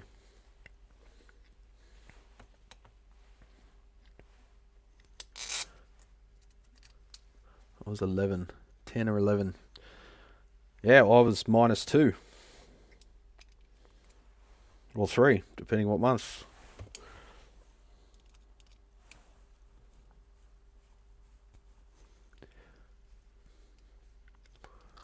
Look at full tone. Mike Fuller made shops adhere to minimum orders, and the shops went to other companies.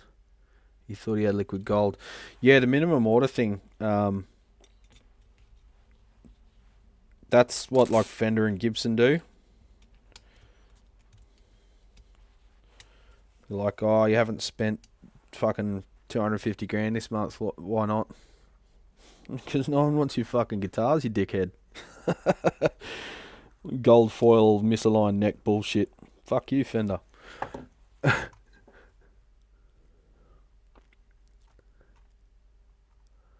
Cuban embargo back on because of China base. Oh, Really? I don't know. I'm going to have to look into that, Game Jam. That's interesting, though. I'm old enough to have had Gumby toy and watched the TV show. Yeah, we kind of made fun of kids that had Gumby toys. They're the ones that sat up the back eating paste. Gibson makes you carry all their lines, yeah, so you got to carry all the cheap shit as well. That's the problem. You can't really be a boutique store anymore because the manufacturers have made it so you have to carry their shit in order to get their good stuff. So that's why you don't see boutique stores like, high-end only stores, because you can't get access to the high-end stuff without selling their fucking cannon fodder crap, which sucks. And it's a detriment to the industry in general, I think, because you got to sell their subpar crap, their disposable shit, their landfill fodder, before you can get any good stuff. Yeah, the Gumby show was creepy. That's why we kind of made fun of kids that watched it. No one wants those fucking Maestro pedals. Davy and Goliath. Just got Nicaraguan Cohiba. Oh, I didn't know they made Nicaraguan as well. Yeah, cool. Humour is timeless. True. Put your arms off. That's a reference.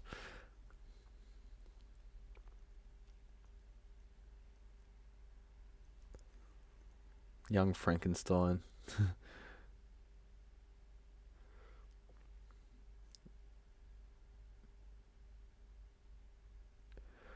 Yeah, I think people find stuff funny. A lot of people won't admit to stuff that's funny, but when you're at the pub with them, when you're about 3 or 4 beers in, and yeah, then you know what they start laughing at.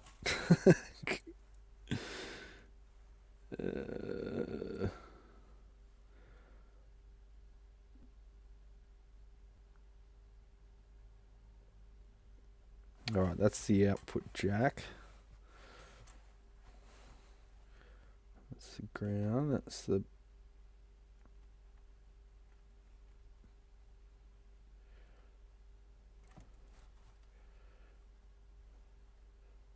Alright, so the red is the power, which we don't need anymore, so I'll tie that off. Excuse me. Just start muting myself when I clear my throat. Frankenstein. Humour keeps me sane. Yeah.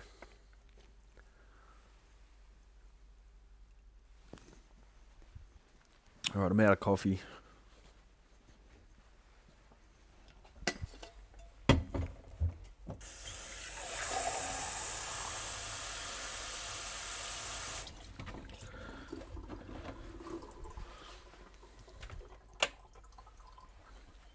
So it's time for tea.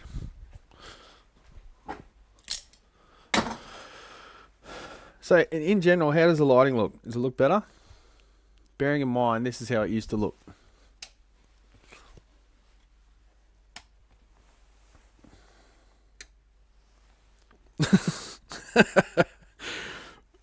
I think the face camera used to look a bit brighter. It was like that, right? That's how it used to look. And the camera compensates, fair enough, but everything looks a bit alien, doesn't it? If we take this back down to where it was and turn everything back on. Ping.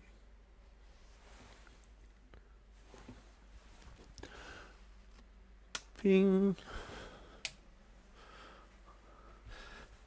What do you think? Looks everything look nicer, better?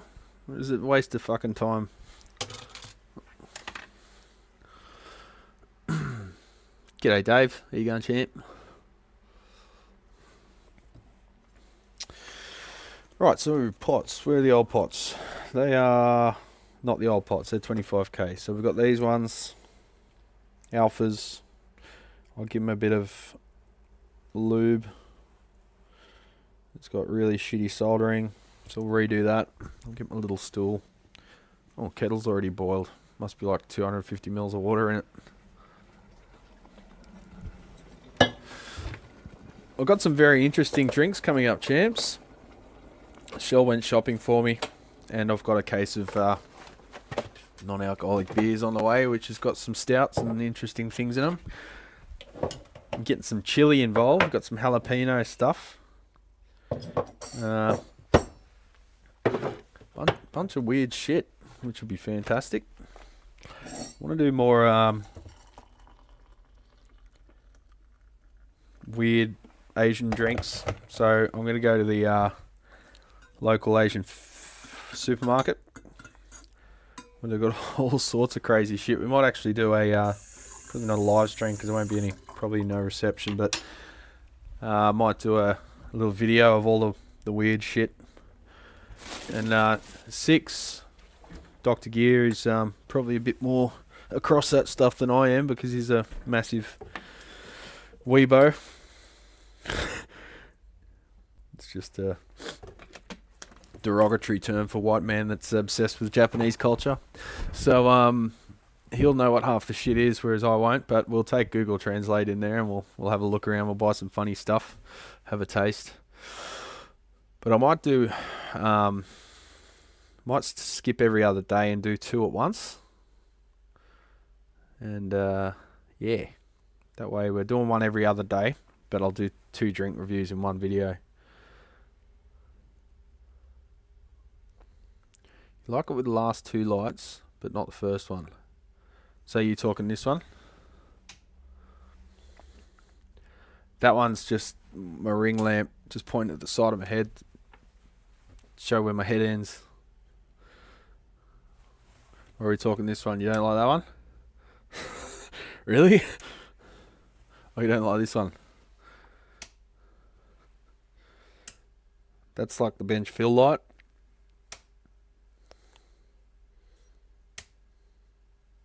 Camera's compensating as I turn it on and off. But for handheld shots, it allows you to get a shutter speed and aperture down a little bit, so you're not fully wide open with a massively shallow depth of field, so you can actually see the amp instead of it being an arty shot where you can only see one capacitor.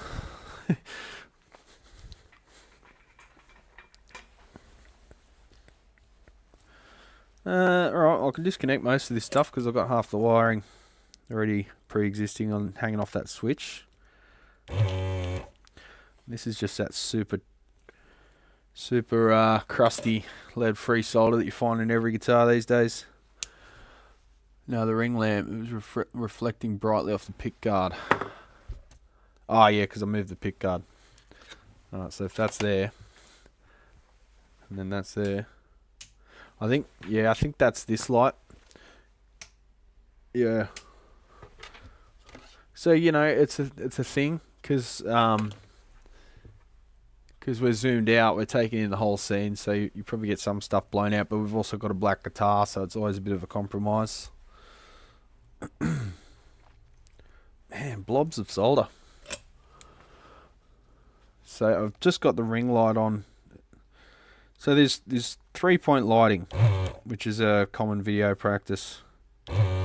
You've got your key light, which is, I guess, this one, shining on my face. Then you got another light shining on the side of your head to give you an outline, and then say one behind, which sort of makes the, if you had hair, I don't, but it makes the sort of perimeter of your head sort of like an outline, just to give you separation from the background if there's anything happening back there.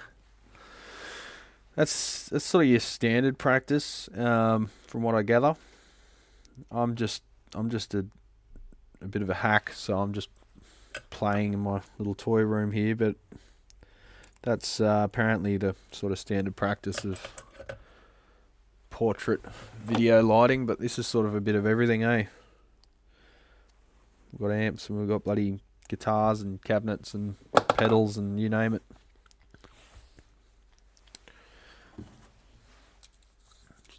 Solder Blobs, the movie, in cinemas July 14. So who's going to go watch Oppenheimer? I think Cillian Murphy really went down the rabbit hole for that run, from what I hear. Full on method acting. Good for him. I like him. Ever since he was in 28 Days Later. I've been a fan of him.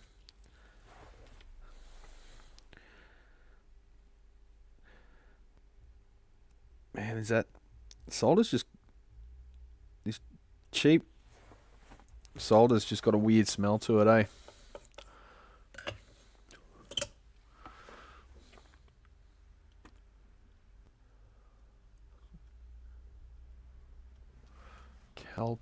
Calpis? Are you talking about cigars there again, Victor?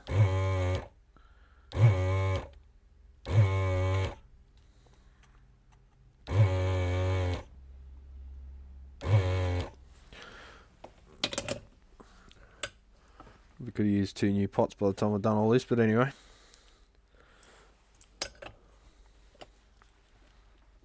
Yeah, I love the... I think I just took a photo. Come on, find your focus, champ. Yeah, the big balls of solder. Great balls of solder. Cow piss? Is that what I don't think Victor's drinking cow piss.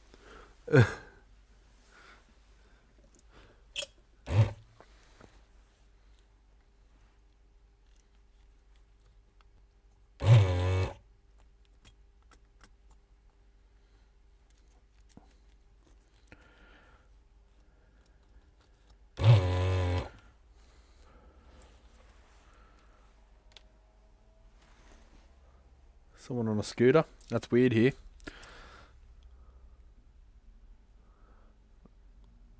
White Sands is an awesome place in New Mexico where the atomic bomb was ignited. Is it still awesome since then? Is it somewhere you really want to hang out? I don't know. Been up on a ladder corking. Taking a break. Entertain you. So, corking. Lyle, are you any good at it? Because, I know you've got a pretty high level of personal development when it comes to things like this, but to me it's a little bit like soldering, corking. You either got it or you don't. It's hard to train someone to cork something properly.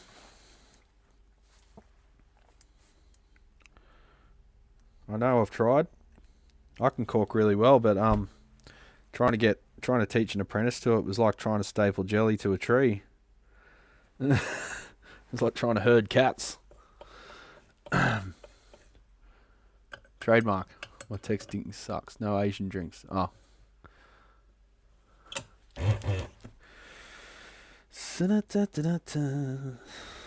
Entertain you, eh? Robbie Williams style, or?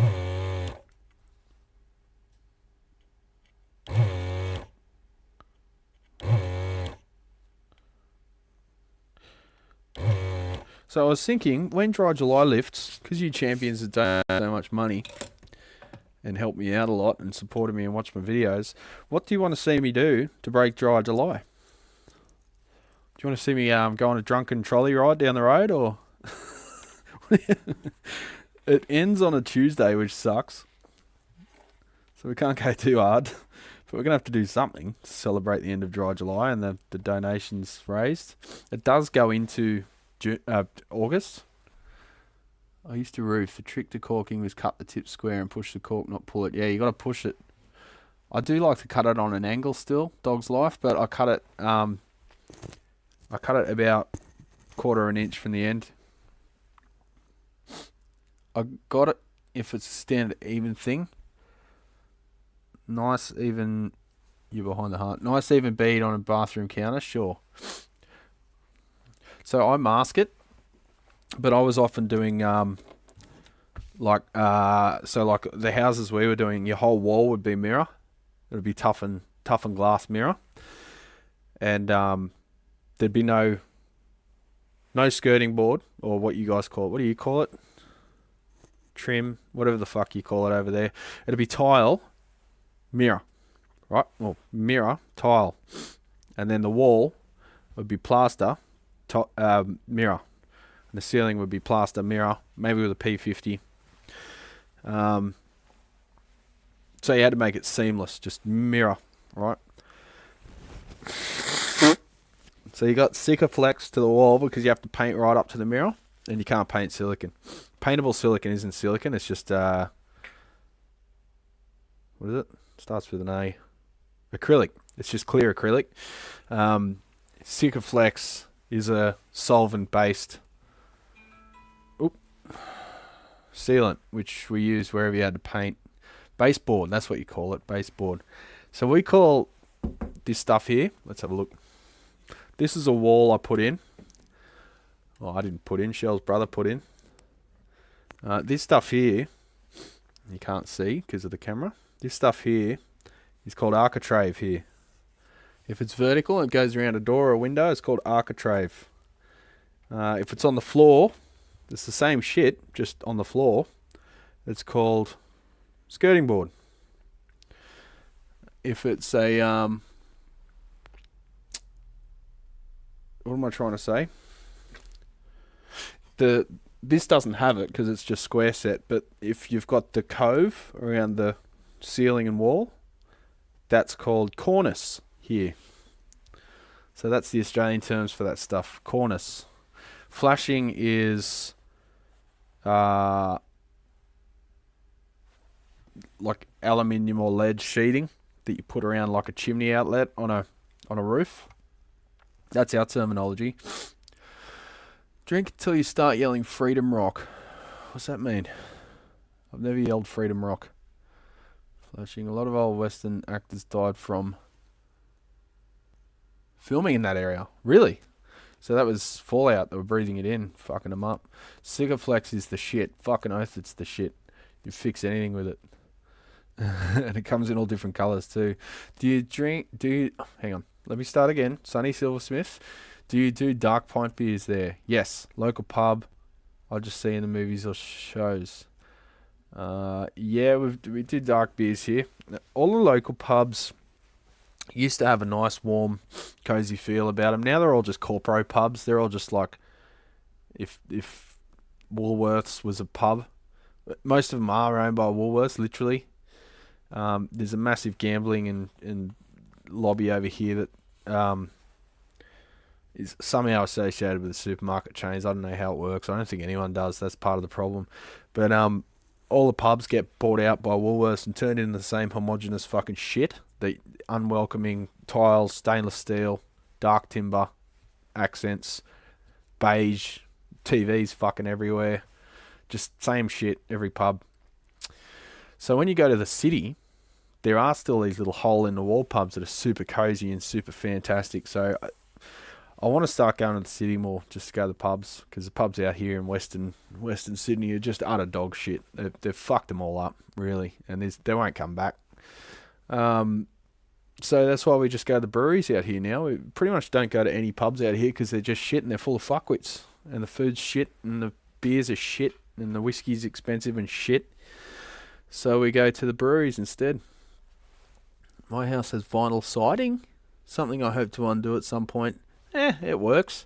I have wood cladding on the beams holding the porch up. So the vinyl siding, when you say vinyl, it's like PVC, isn't it? It's like thick plastic. You can still fill uneven holes with a square tip, cut it larger and fill a gap until you can push it. Yeah, it does shrink a little bit, but nowhere near as much as well, we call it no more gaps. That's our standard cork. That's the shit when you've got a tiny gap, you just want to fill it. Like once you've installed a cabinet or something, you got like a 1mm gap, if that. Or you should only have a 1mm gap unless you're a shit tradesman. So you use no more gaps, and that shrinks significantly. So if it's bigger than a 1mm gap, it'll probably crack and you have to go again. So Sikaflex is good when it needs expansion and contraction. So they use Sikaflex like in like shopping centres where you've got concrete slabs and you've got an expansion joint where you can't tile over the expansion joint. You've got to tile up to the expansion joint, and then Sikaflex the joint because it needs like, it can shrink and expand by like 30% without cracking. And Sikaflex is fantastic for that. There's an uneven gap between the wood and the facing siding. pubs going more upmarket, losing character here in Australia? Fucking oath, Dave. I don't consider them upmarket though, Dave, because if anything, they've dropped their demographic. So the upmarket people go to the city, go to the charming pubs, they go to places with taste. It's the plebs with 5 million kids that go to the beige tile stainless shitholes with fucking TVs everywhere. And the good pubs are in the areas where there's lots of money. And the shit pubs are in the areas where there's less money. So it's almost like the Woolworths thing is aimed at the lower demographic, whereas the historic buildings and kept original how they were built and maintained, they seem to be aimed at the higher demographic, which is a shame. But there's probably a reason for that. It probably costs a lot of money to maintain those places. There's an uneven gap between the wood and the facing siding. That's what I've done on the first pass. Let it sit a bit. At least it's warm over there. It'll dry quick. Once that sets, I'll do a final pass just to hide the gap. So what we call no more gaps here, we call it no more skills. Because if you need it, do your best, gap the rest. That's what we say. Pubs are closing frequently in the UK, but there's still quite a few good ones. You've got so many in London, but it's like Sydney. We've got fantastic pubs in Sydney. It's just not in the western suburbs anymore, because what they did was they rebuilt themselves to fit as many fucking poker machines as they can to take advantage of dumb plebs out west, which is what they've done. And that's part of the reason for the redos. Big bistros, lots of just meh food, fucking schnitzels and shit. Just like generic food, like nothing too fancy, nothing too specialised, nothing too flavourful, just generic crap. TVs everywhere for the guys that can't eat without fucking staring at the football. And fuck tons of poker machines to just rip all the money out of the dumb addict dickheads that go there. And that's how they make their money. That's their business model. If the pokies get banned, which I really hope they do, they're all going to be having to rethink their business model dramatically, and I hope art comes back into it. Because our ARIA charts the other day used to be in the 90s, even up to 2015, we were getting at least a dozen Australian releases in the ARIA charts. Now, I think last week it was like 1 or 2. In the 90s it used to be like 30, 40 albums a week, some stupid amount. There's no music anymore. It's fucked. It's still there. You got to dig for it, and it's certainly not in the major. What am I trying to say? The mainstream. And it's partially because of. It literally goes back to property development and zoning laws. Like the music industry has failed in Australia because the government has their hand in the property developers' pockets. So they're selling these pockets of land right next to pubs, or selling the pub itself and building fucking apartments there. Just cookie cutter, off the plan apartments that last 5 years before they crack and fall apart and leak and have to be knocked down again. So there's just this disposable liquid state that Sydney's in at the moment, Sydney in particular, but other cities as well, where nothing's permanent. You build a building, it expects to be there for 5 years, then you knock it down, build it again. It's just this, I don't know. Seriously, we need more regulation about that shit. You shouldn't be able to build an apartment complex next to a fucking live venue and then shut it down because of noise complaints. There should be protections there for that. You cannot complain about this venue. Get fucked. Don't move there if you don't like it. They've got to do something about it because it's destroying everything. And it's making our city a dead, desolate place. And it sucks. I hate TVs in pubs. Fucking oath, Dustin. I missed you fucking there, but I'd fill one in for you. Great Sydney pubs. The Hero of Waterloo, the Courthouse in Newtown. Yeah. The Lord Nelson. Yeah. The Lord Nelson is where we kicked off that live stream with 6 when we did the walking live stream in Vivid. That was the Lord Nelson. That was one of the first brew pubs I went to before. Oh, Penny boys lost focus before there was a brew pub on every corner. So yes, I can cork properly. It's alright, I know you can, mate. It's okay. This just isn't that kind of corking. The real world fix would require taking off all the vinyl siding, including the aluminium fascia cap, causing the gaps. Yeah, that sounds like a fucking pain in the ass job. Just put a quad over it, mate. Put a quad over it. Oh, sorry, forgot to mute myself again. If I come over there, get the tools ready, I'll give you a hand, Lyle. Just don't tell anyone, because I might need a working visa.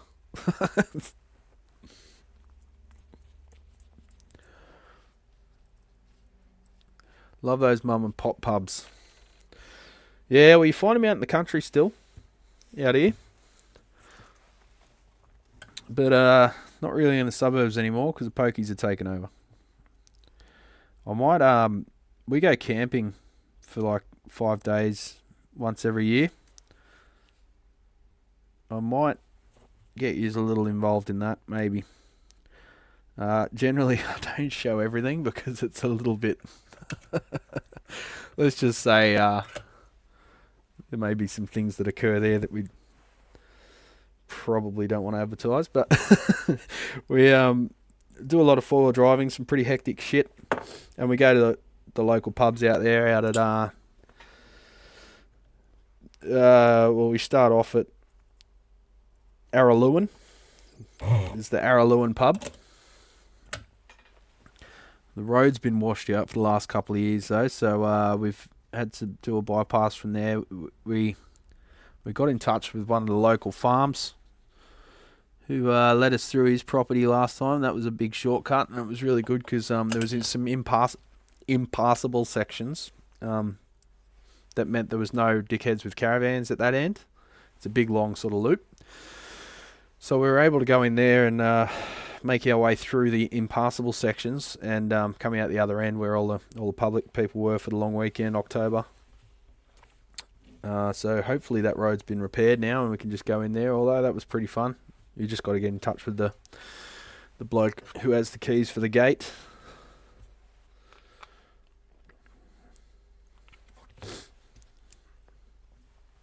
Does the Annandale still play live music? To some degree, Paul, yes, but nowhere near like they used to because, again, they got shut down by a bunch of local fucking dickheads. I saw some of the best bands I've ever seen at the Annandale. The one that stood out for me was Brant Bjork and the Bros. I bought a record. I had to carry it around with me for the rest of the night and protecting it under my jacket. Same shit in the US. We seem to lose ethics and morals in order to please the global cabal. Well, I don't know about cabal. It's just corruption over here. It's nothing. No massive conspiracy. It's just the law enables people to enrich themselves individually, not a group enriching themselves. It's just the way the system works at the moment. It's got to change. And I need a lock washer.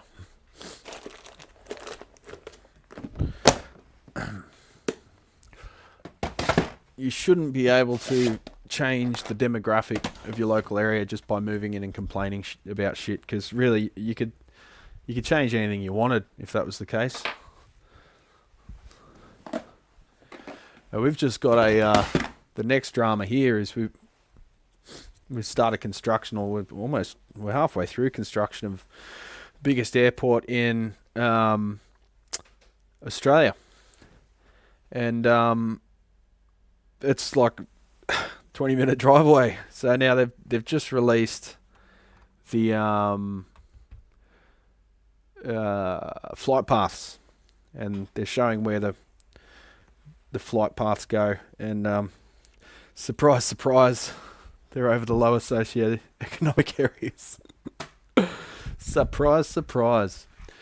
And the biggest issue with it is there's no curfew, so they can fly 24/7 there, whereas Sydney Airport, they've got a 10 p.m. curfew.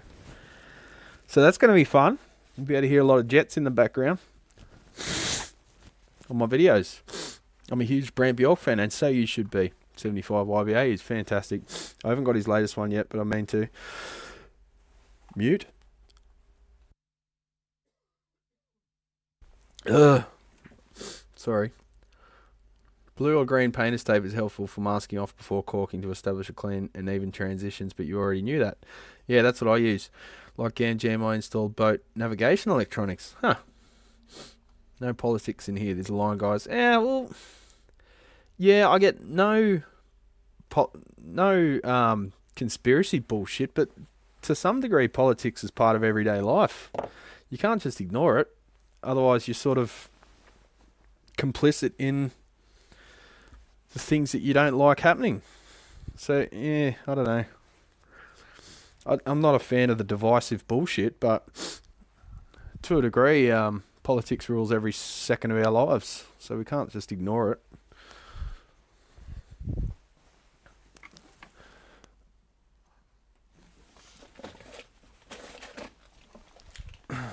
Be nice to, but that's how you get what we got.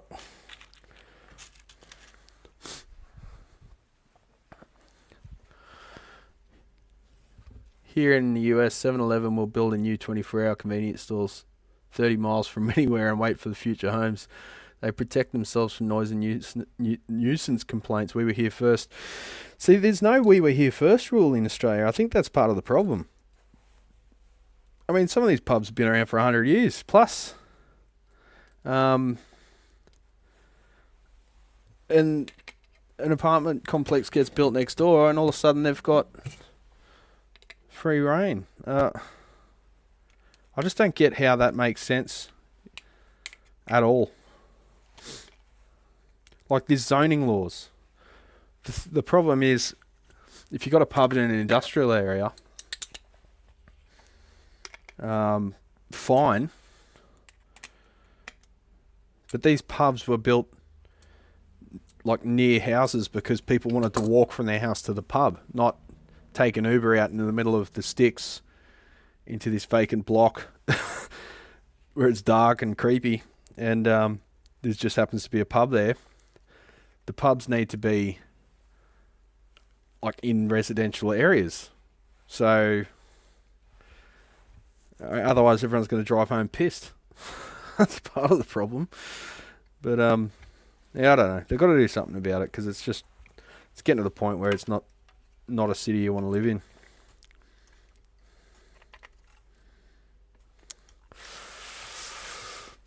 TVs in pubs and clubs, in pubs and restaurants kill conversation, which is or should be the main reason to go to a pub. Yeah. Also hate sports. So do I. And I'm with the president of the local netball club. I married her. Hi Michelle, if you're watching, bring me another coffee, please. Yes, I was very jealous of you getting served coffee on stream yesterday, Lyle. I don't have a coffee fairy. She wants me to make her coffees every day. I didn't make her one this morning because she was going back to sleep. Sick of the constant voice rubbish. Constant voice rubbish stretching out for months now. Is that The Voice, like the show that purports to be about music? We can disagree, but we don't have to be divisive in here. Yeah, I agree. We're not. We don't focus on politics here, but when we're talking about the local music scene, it's sort of there's no choice because it does come into political decisions, but not necessarily political divisions. Just the laws not being they're not being enough regulation. Essentially, regulation can be a good thing. It's the reason we don't have to work 12 hours a day. Hang on. We don't have to work 12 hours a day? Fuck, I missed that memo. Sports aren't my thing either. I think a lot of technical people aren't interested in sports because there's no end point. It's just a never-ending story. And there's tribalism in sport, and it's just, I don't know. It doesn't make sense to me. Their team's not better than my team. They're both world-class athletes. You can't, they're shit. No, they're not shit. They're fantastic athletes. So I don't understand the tribalism in sport. It's weird. Come on, Panny boy, focus. How come when I press the button, it focuses every time, but then sometimes it just loses focus? But when you press the button, it wakes up again. So it knows how to focus. It just gets lazy. I used to like sports when it was about sports and not about selling stuff. I hate it now. Ours isn't quite that bad here, Scotty. Here it's still kind of about sport. It's not all cross promotion, but I don't get it. The other night we went in a restaurant and one speaker was on our side and the other speaker was on our other side. It was in stereo. So we had so we had half the music. Our local pub's got that as well. Whoever set the sound system up was stupid. You're supposed to mix it in a mono and then distribute it throughout the venue, right? Through the line distribution amps. All music in every venue should be mono everywhere. There should be no stereo signals anywhere in any venue, because how do you know what speaker you're going to sit next to? It's particularly bad when you listen to like a Beatles song comes on. There we go. The Penny boy just lost focus and she won't get it back. Until I press the button. Boom. You know how to focus. You're just playing hard to get.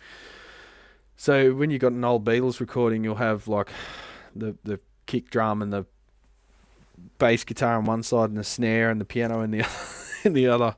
So it can sort of suck your brain out while you're trying to listen to the song a bit. Shouldn't they be protected as historical buildings? Well, they are, but their business model isn't. So what happens is the pub continues to operate. They build an apartment complex. People move in. They start giving noise complaints, even not about music, just about patrons on the street or in the beer garden out the back having a laugh, as people do at the end of the week. The police keep turning up. They give them noise complaints. You get 3 noise complaints in a row, which will probably all happen in the same evening. And then from then on, they start issuing fines. The fines have to be paid, or they take their license off them. If they pay the fees, they go broke. If they don't pay the fees, they get their license taken off them and they go broke. So then they change into a family-based pub, which has got no live entertainment, no beer garden, or it shuts at 10 p.m. And then you've just destroyed that block, essentially. You've just removed all entertainment from that probably 4-block area of Sydney. Rinse and repeat. Do that about 500 times across the city, and you just destroyed an entire city's culture. Now, if that city was the main culture output of your country, you've just destroyed the cultural centre of your whole country, and therefore you've removed its music industry. It's no wonder why, youth are disillusioned these days, because there's so little to do. And we give them shit about screen time and playing games. What the fuck else are they going to do? There's nowhere to go.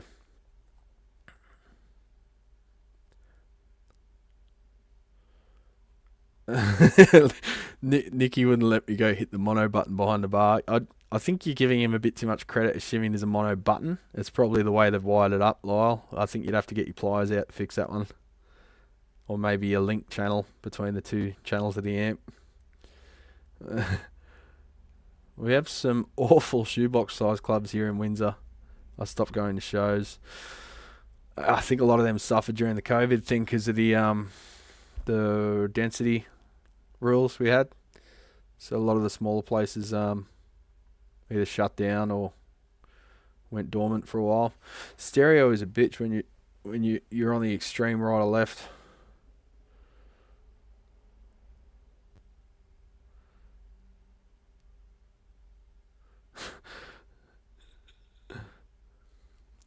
People move. Yeah, that's what gets me, Mark. People move in because of the vibe and the lifestyle, and then they destroy it, and then it becomes a dead street where the only people walking around, there might be a coffee shop on the corner. That's about it. Background music systems for pubs and restaurants should always be set to mono. Yes, they should. All right, well, I'm going to have to open the shop now, champion, so I might leave it there because I'm getting nothing done anyway.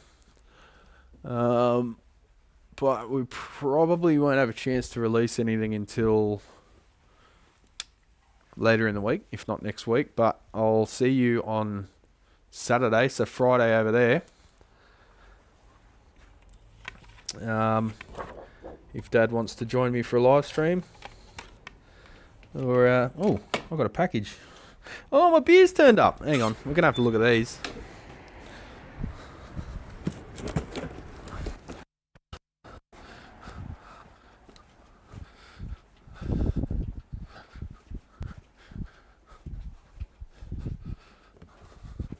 They delivered early. Craft. Let's have a quick look. I'll start feeding you some reviews through the week.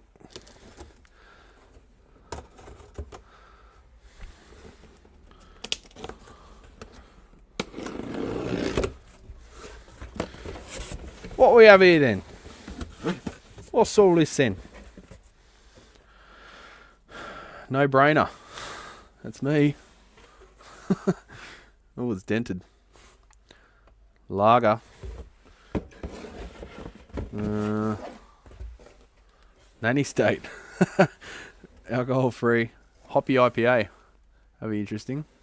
Brewdog. I've already had that one. Lager. What? Don't tell me they haven't sent me what I ordered. I think they've just sent me a random selection instead of the stuff I selected. Fucking hell. Oh, Vander Street. I seem to remember that brand being a good one. Heaps normal. Quiet XPA. That's one you find in the pubs. Quite a bit. So that's good. Alright, well, coffee run stout. It should be interesting. But there's one stout. Where's the other stouts? You fucking pricks. Plum beer. Lazy hazy.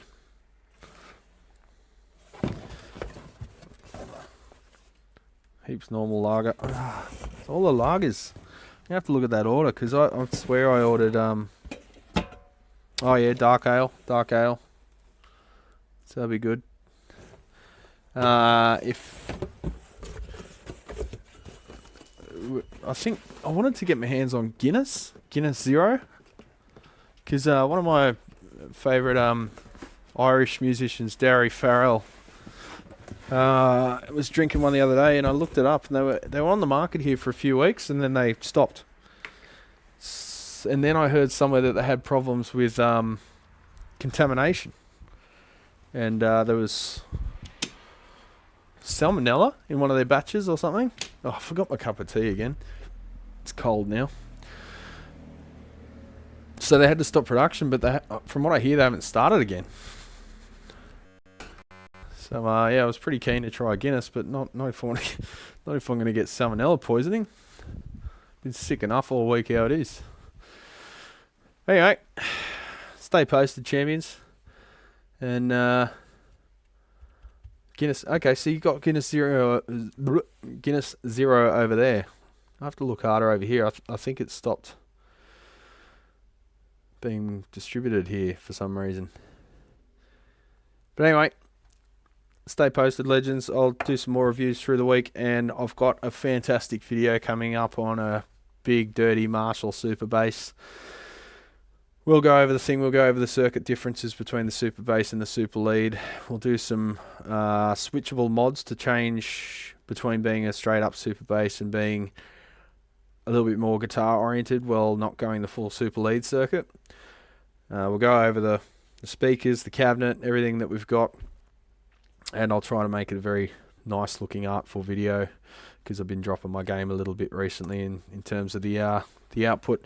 So I owe you one, is what I'm saying. I owe you some good videos, and it's about time I bloody did them. So I'll catch you around.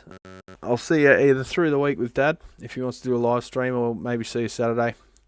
And between now and then, you'll see some more non-alcoholic beverage reviews. So the link for the donations is just down below if you want to chuck $5 in, whatever. I'll be happy to see that. And thank you very much, legends. Talk to you then.